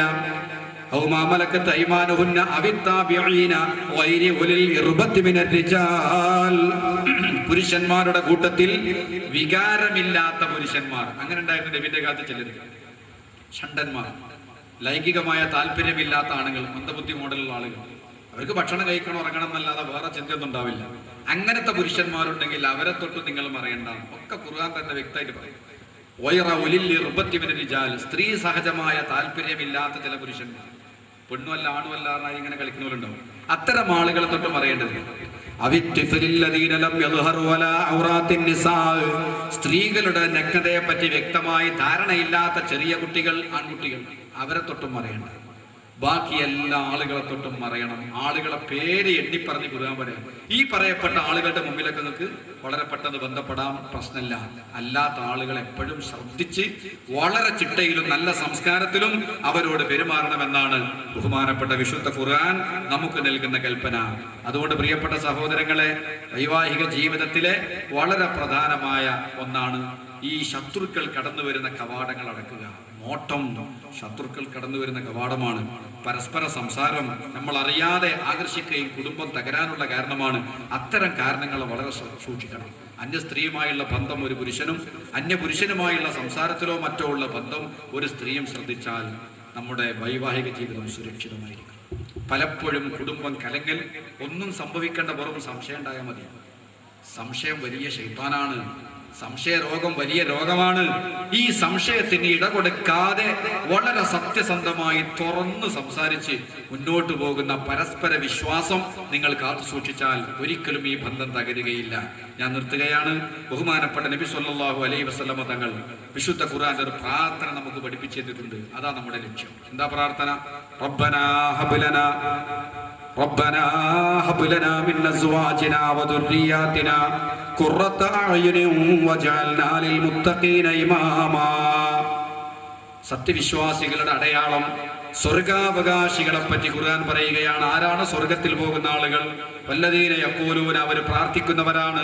റബ്ബനാ, ഞങ്ങളുടെ രക്ഷിതാവേ, ഹബ് ലനാ, ഞങ്ങൾക്ക് നീ നൽകണമേ, മിൻ അസ്വാജിനാ വദുർരിയാതിനാ, ഭാര്യമാരിൽ നിന്നും മക്കളിൽ നിന്നും, ഖുർറത അഅ്യുനിൻ, ഞങ്ങളെ കണ്ണിന് കുളിർമ നൽകുന്ന മക്കളെ തരണം, ഞങ്ങളെ കണ്ണിന് കുളിർമ നൽകുന്ന ഭാര്യമാരെ തരണം. വജഅൽനാ ലിൽ മുത്തഖീന ഇമാമാ, പടച്ചവനെ നീ ഞങ്ങളെ മുത്തഖീങ്ങൾക്ക് ഇമാമാക്കണമേ. എന്നെയും എൻ്റെ ഭാര്യയെയും എൻ്റെ മക്കളെയും നീ മുത്തഖീങ്ങൾക്ക് ഇമാമാക്കണമേ. എന്താണ് ആ പറഞ്ഞത്? മുത്തഖീങ്ങൾ എന്ന് പറഞ്ഞാൽ സച്ചരിതരായ ആളുകൾ, സദ്വൃത്തരായ ആളുകൾ, സ്വാലിഹീങ്ങളായ ആളുകൾ, നല്ല മനുഷ്യന്മാർ. ആ നല്ല മനുഷ്യന്മാർക്ക് മാതൃകയാക്കാൻ പറ്റുന്നവരായി എന്നെയും എൻ്റെ കുടുംബത്തെയും നീ മാറ്റണമേ. അതിനു വേണ്ടി പരിശ്രമിക്കണം. ഒരു കുടുംബത്തിന്റെ ലക്ഷ്യം അതാണ്. വൈവാഹിക ജീവിതം ആ ലക്ഷ്യത്തിലെത്തണം. അവിടെ വിജയം. എന്ത് ചെറിയ കാര്യമല്ല. എന്നെയും എൻ്റെ ഭാര്യ മക്കളെയും സജ്ജനങ്ങൾക്ക് മാതൃകയാക്കണേ. നല്ല മനുഷ്യന്മാർക്ക് എന്നെ മാതൃകയാക്കാൻ പറ്റിയ അവസ്ഥയിലേക്ക് എന്നെ ഉയർത്തണം. അപ്പൊ ഏറ്റവും നല്ലവനാക്കണം. ഇതിനർത്ഥം സ്വാലിഹീങ്ങൾക്ക് മുത്തഖീങ്ങൾക്ക് മാതൃകയാക്കാൻ പറ്റിയ, മുത്തഖീങ്ങൾക്ക് ഇമാമാവാൻ പറ്റിയ രൂപത്തിലേക്ക് എന്നെയും എൻ്റെ കുടുംബത്തെയും നീ ഉയർത്തണേ. ഏറ്റവും നല്ല ആഗ്രഹം മുന്നിൽ വെച്ചുകൊണ്ട് പ്രാർത്ഥിക്കുക, അതിനു വേണ്ടി പരിശ്രമിക്കുക, അതിനു വേണ്ടി പ്രവർത്തിക്കുക. അതാണ് വൈവാഹിക ജീവിതത്തിലെ പ്രധാനപ്പെട്ട ലക്ഷ്യം. അല്ലാഹു സുബ്ഹാനഹു വ തആല നമ്മളെ ലക്ഷ്യത്തിലെത്തിക്കുമാറാവട്ടെ. നമ്മുടെ പ്രവർത്തനങ്ങളൊക്കെ അല്ലാഹു സുബ്ഹാനഹു വ തആല വിജയിപ്പിക്കുമാറാവട്ടെ എന്ന് പ്രാർത്ഥിക്കുകയാണ്. പ്രിയപ്പെട്ട സഹോദരങ്ങളെ, പറയേണ്ട ഒരുപാട് വിഷയവുമായി ബന്ധപ്പെട്ട ഒരുപാട് കാര്യങ്ങളുണ്ട്. സമയം പരിമിതമായതുകൊണ്ട് ചുരുക്കുകയാണ്. അതുപോലെ ഭാര്യയെ സംബന്ധിച്ചിടത്തോളം ഒരു കാര്യം കൂടി പറയേണ്ടതുണ്ട്. ഒരു പുരുഷനെ സംബന്ധിച്ചിടത്തോളം അവന് നിയന്ത്രിക്കാൻ പറ്റാത്തൊരു കാര്യമുണ്ടെങ്കിൽ അവന്റെ ലൈംഗികതയാണ്. ഏത് സമയത്തും ഒരു പുരുഷൻ ആവശ്യപ്പെട്ടാലും ഒരു പെണ്ണതിന് തയ്യാറാവണം. ബഹുമാനപ്പെട്ട പ്രവാചക തിരുമേനി സ്വല്ലല്ലാഹു അലൈഹി വസല്ലം പറയാണ്, ഒരു ഭർത്താവ് തന്റെ ആഗ്രഹം മുന്നോട്ട് വെച്ചാൽ അല്പസമയം പോലും ഒരു ഭാര്യ പിന്തിപ്പിക്കാൻ പാടില്ല. കാരണം ഒരു പുരുഷന് ഏറ്റവും വലിയ ദേഷ്യം ഉണ്ടാവല് ആ സമയത്താണ്. അവന് ലൈംഗികമായ ആവേശം ഭാര്യയോട് തോന്നുമ്പോൾ ആ സമയത്ത് ആ പെണ്ണ് എതിര് പറഞ്ഞാൽ വമ്പിച്ച ദേഷ്യം വരുന്നു. അത്ര ദേഷ്യം വേറൊരു സമയത്തുണ്ടാകും. അതുകൊണ്ടാണ് അള്ളാഹുവിന്റെ റസൂല് പറയാണ്, ഒരു ഭർത്താവ് ആവശ്യപ്പെട്ടാൽ ഭർത്താവിന്റെ ആഗ്രഹത്തോട് സഹകരിക്കണം. വലൗ കാനത്ത് അലത്തന്നൂർ, അടുപ്പത്ത് തിരക്കിട്ട ജോലിയിലാണെങ്കിൽ പോലും റസൂലുള്ളാഹിന്റെ വാക്കാണ്.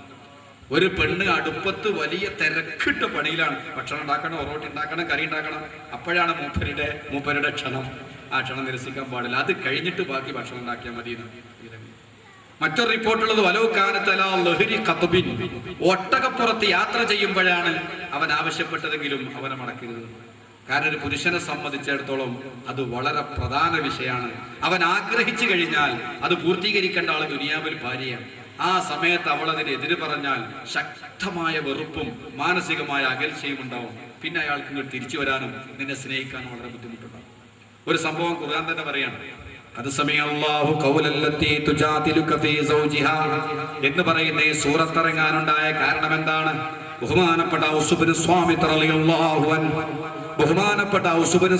റളിയല്ലാഹു തആല അൻഹു ഒരു ദിവസം കച്ചവടം കഴിഞ്ഞ് വീട്ടിലേക്ക് വരുമ്പോൾ കുറെ ദിവസമായി ഭാര്യയെ കണ്ടിട്ട്, ഭാര്യയുമായി ബന്ധപ്പെട്ടിട്ട് സമയം നീണ്ടാൽ യാത്രയിൽ വരുമ്പം തന്നെ ചിന്ത അവളെ പറ്റി മാത്രമേ. വീട്ടിലെത്തിക്കഴിഞ്ഞാൽ ഈ ഒരു ആഗ്രഹം മാത്രമേ ഓന്റെ മനസ്സിലുണ്ടാവുള്ളൂ. ചില പൊട്ടത്തി പെണ്ണുങ്ങൾക്ക് കിട്ടിയില്ല.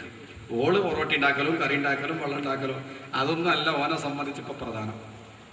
ഒരു ഭാര്യയെ കുറെ ദിവസമായി കാണാത്ത ഒരാള് വീട്ടിലേക്ക് കയറി വരുമ്പോൾ അവന്റെ ആഗ്രഹം ആദ്യം ഭാര്യയുമായുള്ള സമ്പർക്കവും അങ്ങനെ ആത്മീയമായ സുഖം, ഒരു ലൈംഗികമായ സംതൃപ്തി, അതായിരിക്കും പുരുഷന്റെ ലക്ഷ്യം. അത് മനസ്സിലാക്കാൻ ഒരു പെണ്ണിന് കഴിയണം. അതുകൊണ്ടാണ് യാത്ര കഴിഞ്ഞ് വന്ന ഉടനെ ഭാര്യയുമായി ബന്ധപ്പെടൽ സുന്നത്താണ്. എന്താ കാരണം? യാത്രയിൽ പലപ്പോഴും പല സ്ത്രീകളും നമ്മളെ ശ്രദ്ധയിൽപ്പെട്ടിട്ടുണ്ടാവും, നമ്മളെ കണ്ണിൽപ്പെട്ടിട്ടുണ്ടാവും. ഭാര്യയുമായുള്ള ബന്ധത്തിൽ നിന്ന് അകന്നു നിൽക്കുന്നത് കൊണ്ട് വന്ന ഉടനെ ഉണ്ടാകുന്ന ആഗ്രഹം അതാണ്. ആ ആഗ്രഹം മനസ്സിലാക്കാനെങ്കിൽ ഒരു ഭാര്യക്ക് കഴിയണം. ബഹുമാനപ്പെട്ട ഔസ് ഇബ്നു സ്വാമിത് റളിയല്ലാഹു തആല വീട്ടിലേക്ക് വന്നപ്പോൾ ഭാര്യ നിസ്കാരത്തിലാണ്, നിസ്കരിക്കാൻ. നോക്കൂ, നിങ്ങൾ തഫ്സീർ പറയുന്നത്, ഔസ് ഇബ്നു സ്വാമിത് വരുമ്പോൾ പ്രിയപ്പെട്ട ഭാര്യ നിസ്കാരത്തിലാണ്. നല്ല ശാരീരിക ആകൃതിയുള്ള പെണ്ണായിരുന്നു അദ്ദേഹത്തിന്റെ ഭാര്യ ഖൗലത്ത് ബീവി. നല്ല സുന്ദരിയാണ്, ശാരീരികമായ ആകാരവടിവുള്ള സ്ത്രീയാണ്.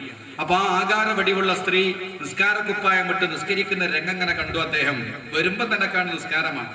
സലാം വിട്ടുന്നവരെ കാത്തുന്നു. അസ്സലാമു അലൈക്കും വറഹ്മത്തുള്ളാഹി എന്ന് ഒരു സലാം വിട്ടിയപ്പോഴേക്ക് കൈ പിടിച്ചു. ഓ, ഇതെന്ത് തിരക്കാ, ഇപ്പൊ വന്ന് കയറിയല്ലേ ഉള്ളൂ. നിസ്കാരം ഫർനിസ്കാരം കഴിഞ്ഞിട്ടല്ലേ ഉള്ളൂ, സുന്നത്തും കൂടി നിസ്കരിക്കട്ടെ എന്ന് പറഞ്ഞു. ഉടനെ ചൊല്ലി തൊലാക്ക്.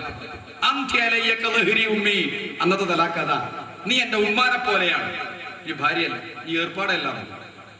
സുബ്ഹാനല്ലാഹ്, എന്തിനാ അത്? അസ്സലാമു അലൈക്കും വറഹ്മത്തുള്ളാഹി സലാം വിട്ടിയപ്പോഴേക്ക് ചിരിക്കാൻ മുപ്പരെത്തി കൈ പിടിച്ചു. അപ്പൊ ആ പെണ്ണ് നല്ലക്ക് പറഞ്ഞ ഇപ്പോൾ വന്നല്ലേ ഉള്ളൂ, ആ സുന്നത്ത് കൂടി നിസ്കരിക്കട്ടെ. അത്ര സമയം പോലും സബൂർ ചെയ്യാൻ ബഹുമാനപ്പെട്ട ഔസ് ഇബ്നു സ്വാമിത്തിന് കഴിഞ്ഞത്. പുരുഷ മനസ്സാണത്, ആ സമയത്ത് എതിർക്കാൻ പാടില്ല. അത്രയും ആശുള്ളത് കൊണ്ടാണല്ലോ അത്രയും തിരക്ക് കൂട്ടിയത് അയാൾ. അങ്ങനെ തൊലാക്ക് ചൊല്ലി ലിഹാർ എന്നതിന് പറയാം, ലിഹാർ നടത്തി. നീ എന്റെ ഉമ്മാന്റെ മുതുക് പോലെയാണ്, ഉമ്മാനെ പോലെ ഞാൻ നിന്നെ കാണുള്ളൂ എന്നതിന്റെ അർത്ഥം. ഭാര്യനെ പോലെ കാണില്ല. അന്നത്തെ നിയമപ്രകാരം തലാക്ക് പോയി. ഇനി ആ ഭാര്യയ്ക്ക് നിൽക്കും ബന്ധപ്പെടാൻ കഴിയില്ല. അങ്ങനെ നിസ്കാര കുപ്പായെല്ലാം അയച്ചു വെച്ചു. ഭർത്താവ് പോയി കുളിച്ച് വൃത്തിയായി ഡ്രസ്സെല്ലാം മാറി വന്നു. രണ്ടാളും ഭാര്യയും ഭർത്താവ് അല്ലല്ലോ. പോ അന്യ സ്ത്രീ അന്യ പുരുഷനാ. നോക്കൽ ഹറാമാണ്, തൊടൽ ഹറാമാണ്, സംസാരിക്കുന്നത്. എന്ത് ചെയ്യും? ഒറ്റ നിമിഷത്തിലുണ്ടായ സംഭവം അത്. ഉടനെ കുറച്ച് കഴിഞ്ഞപ്പോൾ രണ്ടാക്കും മനസ്സ് മാറി, പഠിച്ചോനെ ഇവളല്ലാത്തൊരു ഭാര്യയെപ്പറ്റി എനിക്ക് ചിന്തിക്കാനാവില്ല, എൻ്റെ മക്കളമ്മയാണ്. ഓളപ്പുറത്തുനിന്ന് ആലോചിക്കുന്നു, മൂപ്പരല്ലാത്തൊരു പുതിയാപ്പളിനെ പറ്റി എനിക്കും ചിന്തിക്കാനാവില്ല, എനിക്ക് ഭയങ്കര ഇഷ്ടമാണ് മൂപ്പരോട്. അഹബ്ബുന്നാസിലയ്യ, ജനങ്ങളെ കൂട്ടത്തിൽ ഈ ഭൂമിയിൽ ഞാൻ ഏറ്റവും സ്നേഹിക്കുന്നത് ആ ഭർത്താവിനെ. കുറച്ച് കഴിഞ്ഞപ്പം എല്ലാ ഉസുബിന് സാമയത്ത് വന്നിട്ട് പറഞ്ഞു, എന്തെങ്കിലും പരിഹാരം ഉണ്ടോ എന്ന് നബിൻ്റെ അടുത്തൊന്ന് പോയി നോക്കണമല്ലോ. ഭാര്യ പറഞ്ഞു, നിങ്ങളൊന്ന് പോയി നോക്കി നബിനോട് ചോദിക്കണം, എന്തെങ്കിലും രക്ഷ ഉണ്ടോ മടങ്ങി വരാൻ. അദ്ദേഹത്തിന് തോന്നി, ഞാൻ അപ്പം നബിൻ്റെ അടുത്ത് പോയാൽ ശരിയാവില്ല, നീ പോയി പെണ്ണുങ്ങളെ പറഞ്ഞേക്കാനല്ലേ, നീ പോയിട്ട് ചോദിക്കും നബിനോട്. ഉടനെ ബീവി വസ്ത്രം ധരിച്ചു റസൂലുള്ളാഹിന്റെ മുമ്പിൽ വന്നിട്ട് പറഞ്ഞു, നബിയെ ഇങ്ങനെയൊക്കെ സംഭവിച്ചു, ഒരു 2 സുന്ദരിക്കാനുള്ള കേൾക്കും കൂടി കിട്ടിയില്ല, അപ്പോഴേക്ക് വിഹാരം നടന്നു. അല്ലാഹുവിന്റെ റസൂല് പറഞ്ഞു, ഹറംതി അലൈഹി, പ്രിയപ്പെട്ട ഖൗലത്തെ നീ അയാൾക്ക് ഇനി ഹറാമാണ്, അദ്ദേഹം നിന്റെ ഭർത്താവല്ല, നീ അദ്ദേഹത്തിന്റെ ഭാര്യയുമല്ല. ഇതാണ് നിലവിലുള്ള നിയമം.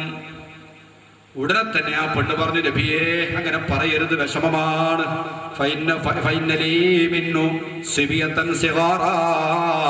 എനിക്ക് ചെറിയ ചെറിയ മക്കളുണ്ട് നബിയേ എന്ന് പറഞ്ഞപ്പോഴും അല്ലാഹുവിന്റെ റസൂല് പറഞ്ഞു, ഹറംതി അലൈഹി, പ്രിയപ്പെട്ട ഖൗലത്തെ നീ നിന്റെ ഭർത്താവ് എനിക്ക് ഹറാമാണ്, അദ്ദേഹത്തിന്റെ ഭാര്യയല്ല.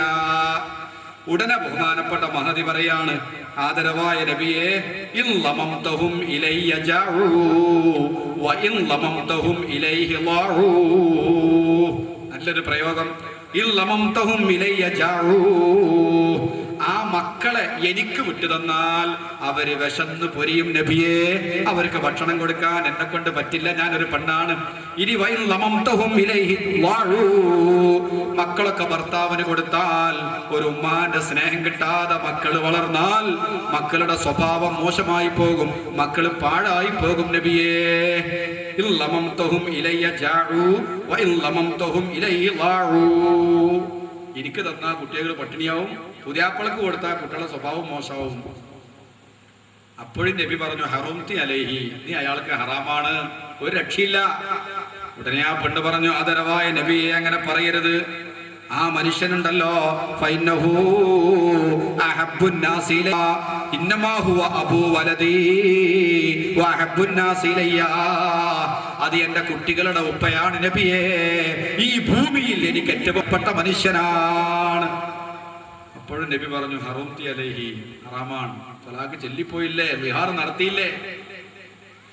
ബഹുമാനപ്പെട്ട ആ സഹോദരി ഉടനെ തന്നെ ആ വീട്ടിൽ നിന്ന്, പ്രവാചകന്റെ പത്നിയുടെ വീട്ടിൽ നിന്ന് ഒരു മുസല്ല ചോദിച്ചു. ഒരു മുസല്ല തരൂ, ഉണ്ടാക്കി കയത്ത് നിസ്കരിച്ചിട്ട് പടച്ചോനാണ് പറഞ്ഞു, അല്ലാഹുവേ നിന്റെ ഹബീബായ നബിന്റെ മുമ്പിലാണ് ഞാനുള്ളത്, എന്റെ പ്രിയപ്പെട്ട ഭർത്താവ് ഞാനുമായി പിരിഞ്ഞിരിക്കുകയാണ്, ഒരു ചെറിയ ടൈപ്പിന്റെ വ്യത്യാസം, ഒരു ചെറിയ ശ്രദ്ധക്കുറവ് കൊണ്ട് പറ്റിയതാണ്. ഇലല്ലാഹി അശ്കൂ ഫഖതി വവജ്ദി, എന്റെ വേദനകളും യാതനകളും പ്രയാസങ്ങളും സർവാധിരാജനായ റബ്ബേ ഞാൻ നിന്റെ മുമ്പിൽ വെക്കുകയാണ്, എനിക്ക് വേറെ വഴിയൊന്നും കാണുന്നില്ല. റബ്ബിന്റെ മുമ്പിൽ 2 റക്അത്ത് നിസ്കരിച്ച് സമർപ്പിച്ചു. ഉടനെ വരുന്നു മുഖറബായ മലക്ക് ജിബ്രീൽ, എന്നിട്ട് പറയാണ്, ഖദ് സമിഅ അല്ലാഹു ഖൗലല്ലതി തുജാദിലുക ഫീ സൗജിഹാ വതശ്തകീ ഇലല്ലാഹ് വല്ലാഹു യസ്മഉ തഹാവറകുമാ. ഖദ് സമിഅ അല്ലാഹു, അല്ലാഹു കേട്ടിരിക്കുന്നു, തീർച്ചയായും അല്ലാഹു കേട്ടിരിക്കുന്നു. തുജാദിലുക ഫീ സൗജിഹാ, ഭർത്താവിന്റെ കാര്യത്തിൽ നബിയെ തങ്ങളോട് തർക്കിച്ചു കൊണ്ടിരിക്കുന്ന, തങ്ങളോട് സംസാരിച്ചു കൊണ്ടിരിക്കുന്ന ഒരു പെണ്ണിന്റെ സംസാരം അല്ലാഹു കേട്ടിരിക്കുകയാണ്. അല്ലാഹുവിനോട് ആ പെൺകുട്ടി സങ്കടം പറയുന്നതും അല്ലാഹു കേട്ടിരിക്കുന്നു. വല്ലാഹു യസ്മഉ തഹാബുറകുമാ, നിങ്ങളെ രണ്ടാളുടെയും സംഭാഷണം അല്ലാഹു നന്നായി കേൾക്കുന്നുണ്ട്. ഇന്നല്ലാഹ സമീഉൻ ബസീർ, അല്ലാഹു കേൾക്കുന്നവനും അല്ലാഹു കാണുന്നവരുമാണ്. അതോട് നബിയെ പറഞ്ഞു കൊടുക്കുക, തങ്ങൾ ചെയ്യേണ്ടത് ഒരടിമനെ മോചിപ്പിക്കുക. പ്രായശ്ചിത്തമായി അടിമത്തത്തിൽ നിന്ന് അടിമനെ മോചിപ്പിച്ചു, നിങ്ങൾക്ക് ഒന്നിക്കാം. അങ്ങനെ ഒരു പരിഹാരം ഉണ്ടായി. ഇവിടെ ഈ സംഭവം നമ്മളെ പഠിപ്പിക്കുന്ന എന്താണ്? ഈ വിഷയത്തിൽ ഒരു കാരണവശാലും ഭർത്താവിനോട് എതിര് പറയാൻ പാടില്ല. പരിപൂർണമായ സഹകരണം അതില്ലെങ്കിൽ വൈവാഹിക ജീവിതത്തിൽ ഒരു സന്തോഷം ഉണ്ടാവില്ല. ഭർത്താവ് ഏറ്റവും കൂടുതൽ ദേഷ്യം പിടിക്കുന്ന ഒരു രംഗമുണ്ടെങ്കിൽ, നിങ്ങൾ അങ്ങേയറ്റം വെറുക്കുന്ന ഒരു രംഗമുണ്ടെങ്കിൽ ആ സന്ദർഭത്തിലായിരിക്കും. അതൊരു ഭാര്യ ഉത്തരവാദിത്വത്തോടുകൂടെ മനസ്സിലാക്കണം എന്ന് മാത്രം ഈ സന്ദർഭത്തിൽ ഈ വിഷയമായി ബന്ധപ്പെടുത്തി ഞാൻ എൻ്റെ വാക്കുകൾ അവസാനിപ്പിക്കുകയാണ്. അല്ലാഹു സുബ്ഹാനഹു വ തആല നമ്മൾ പറഞ്ഞതും കേട്ടതും സ്വാലിഹായ അമലായി സ്വീകരിക്കുമാറാവട്ടെ. ഇന്നത്തോടുകൂടി എൻ്റെ പ്രസംഗം ഇവിടെ അവസാനിക്കുകയാണ്.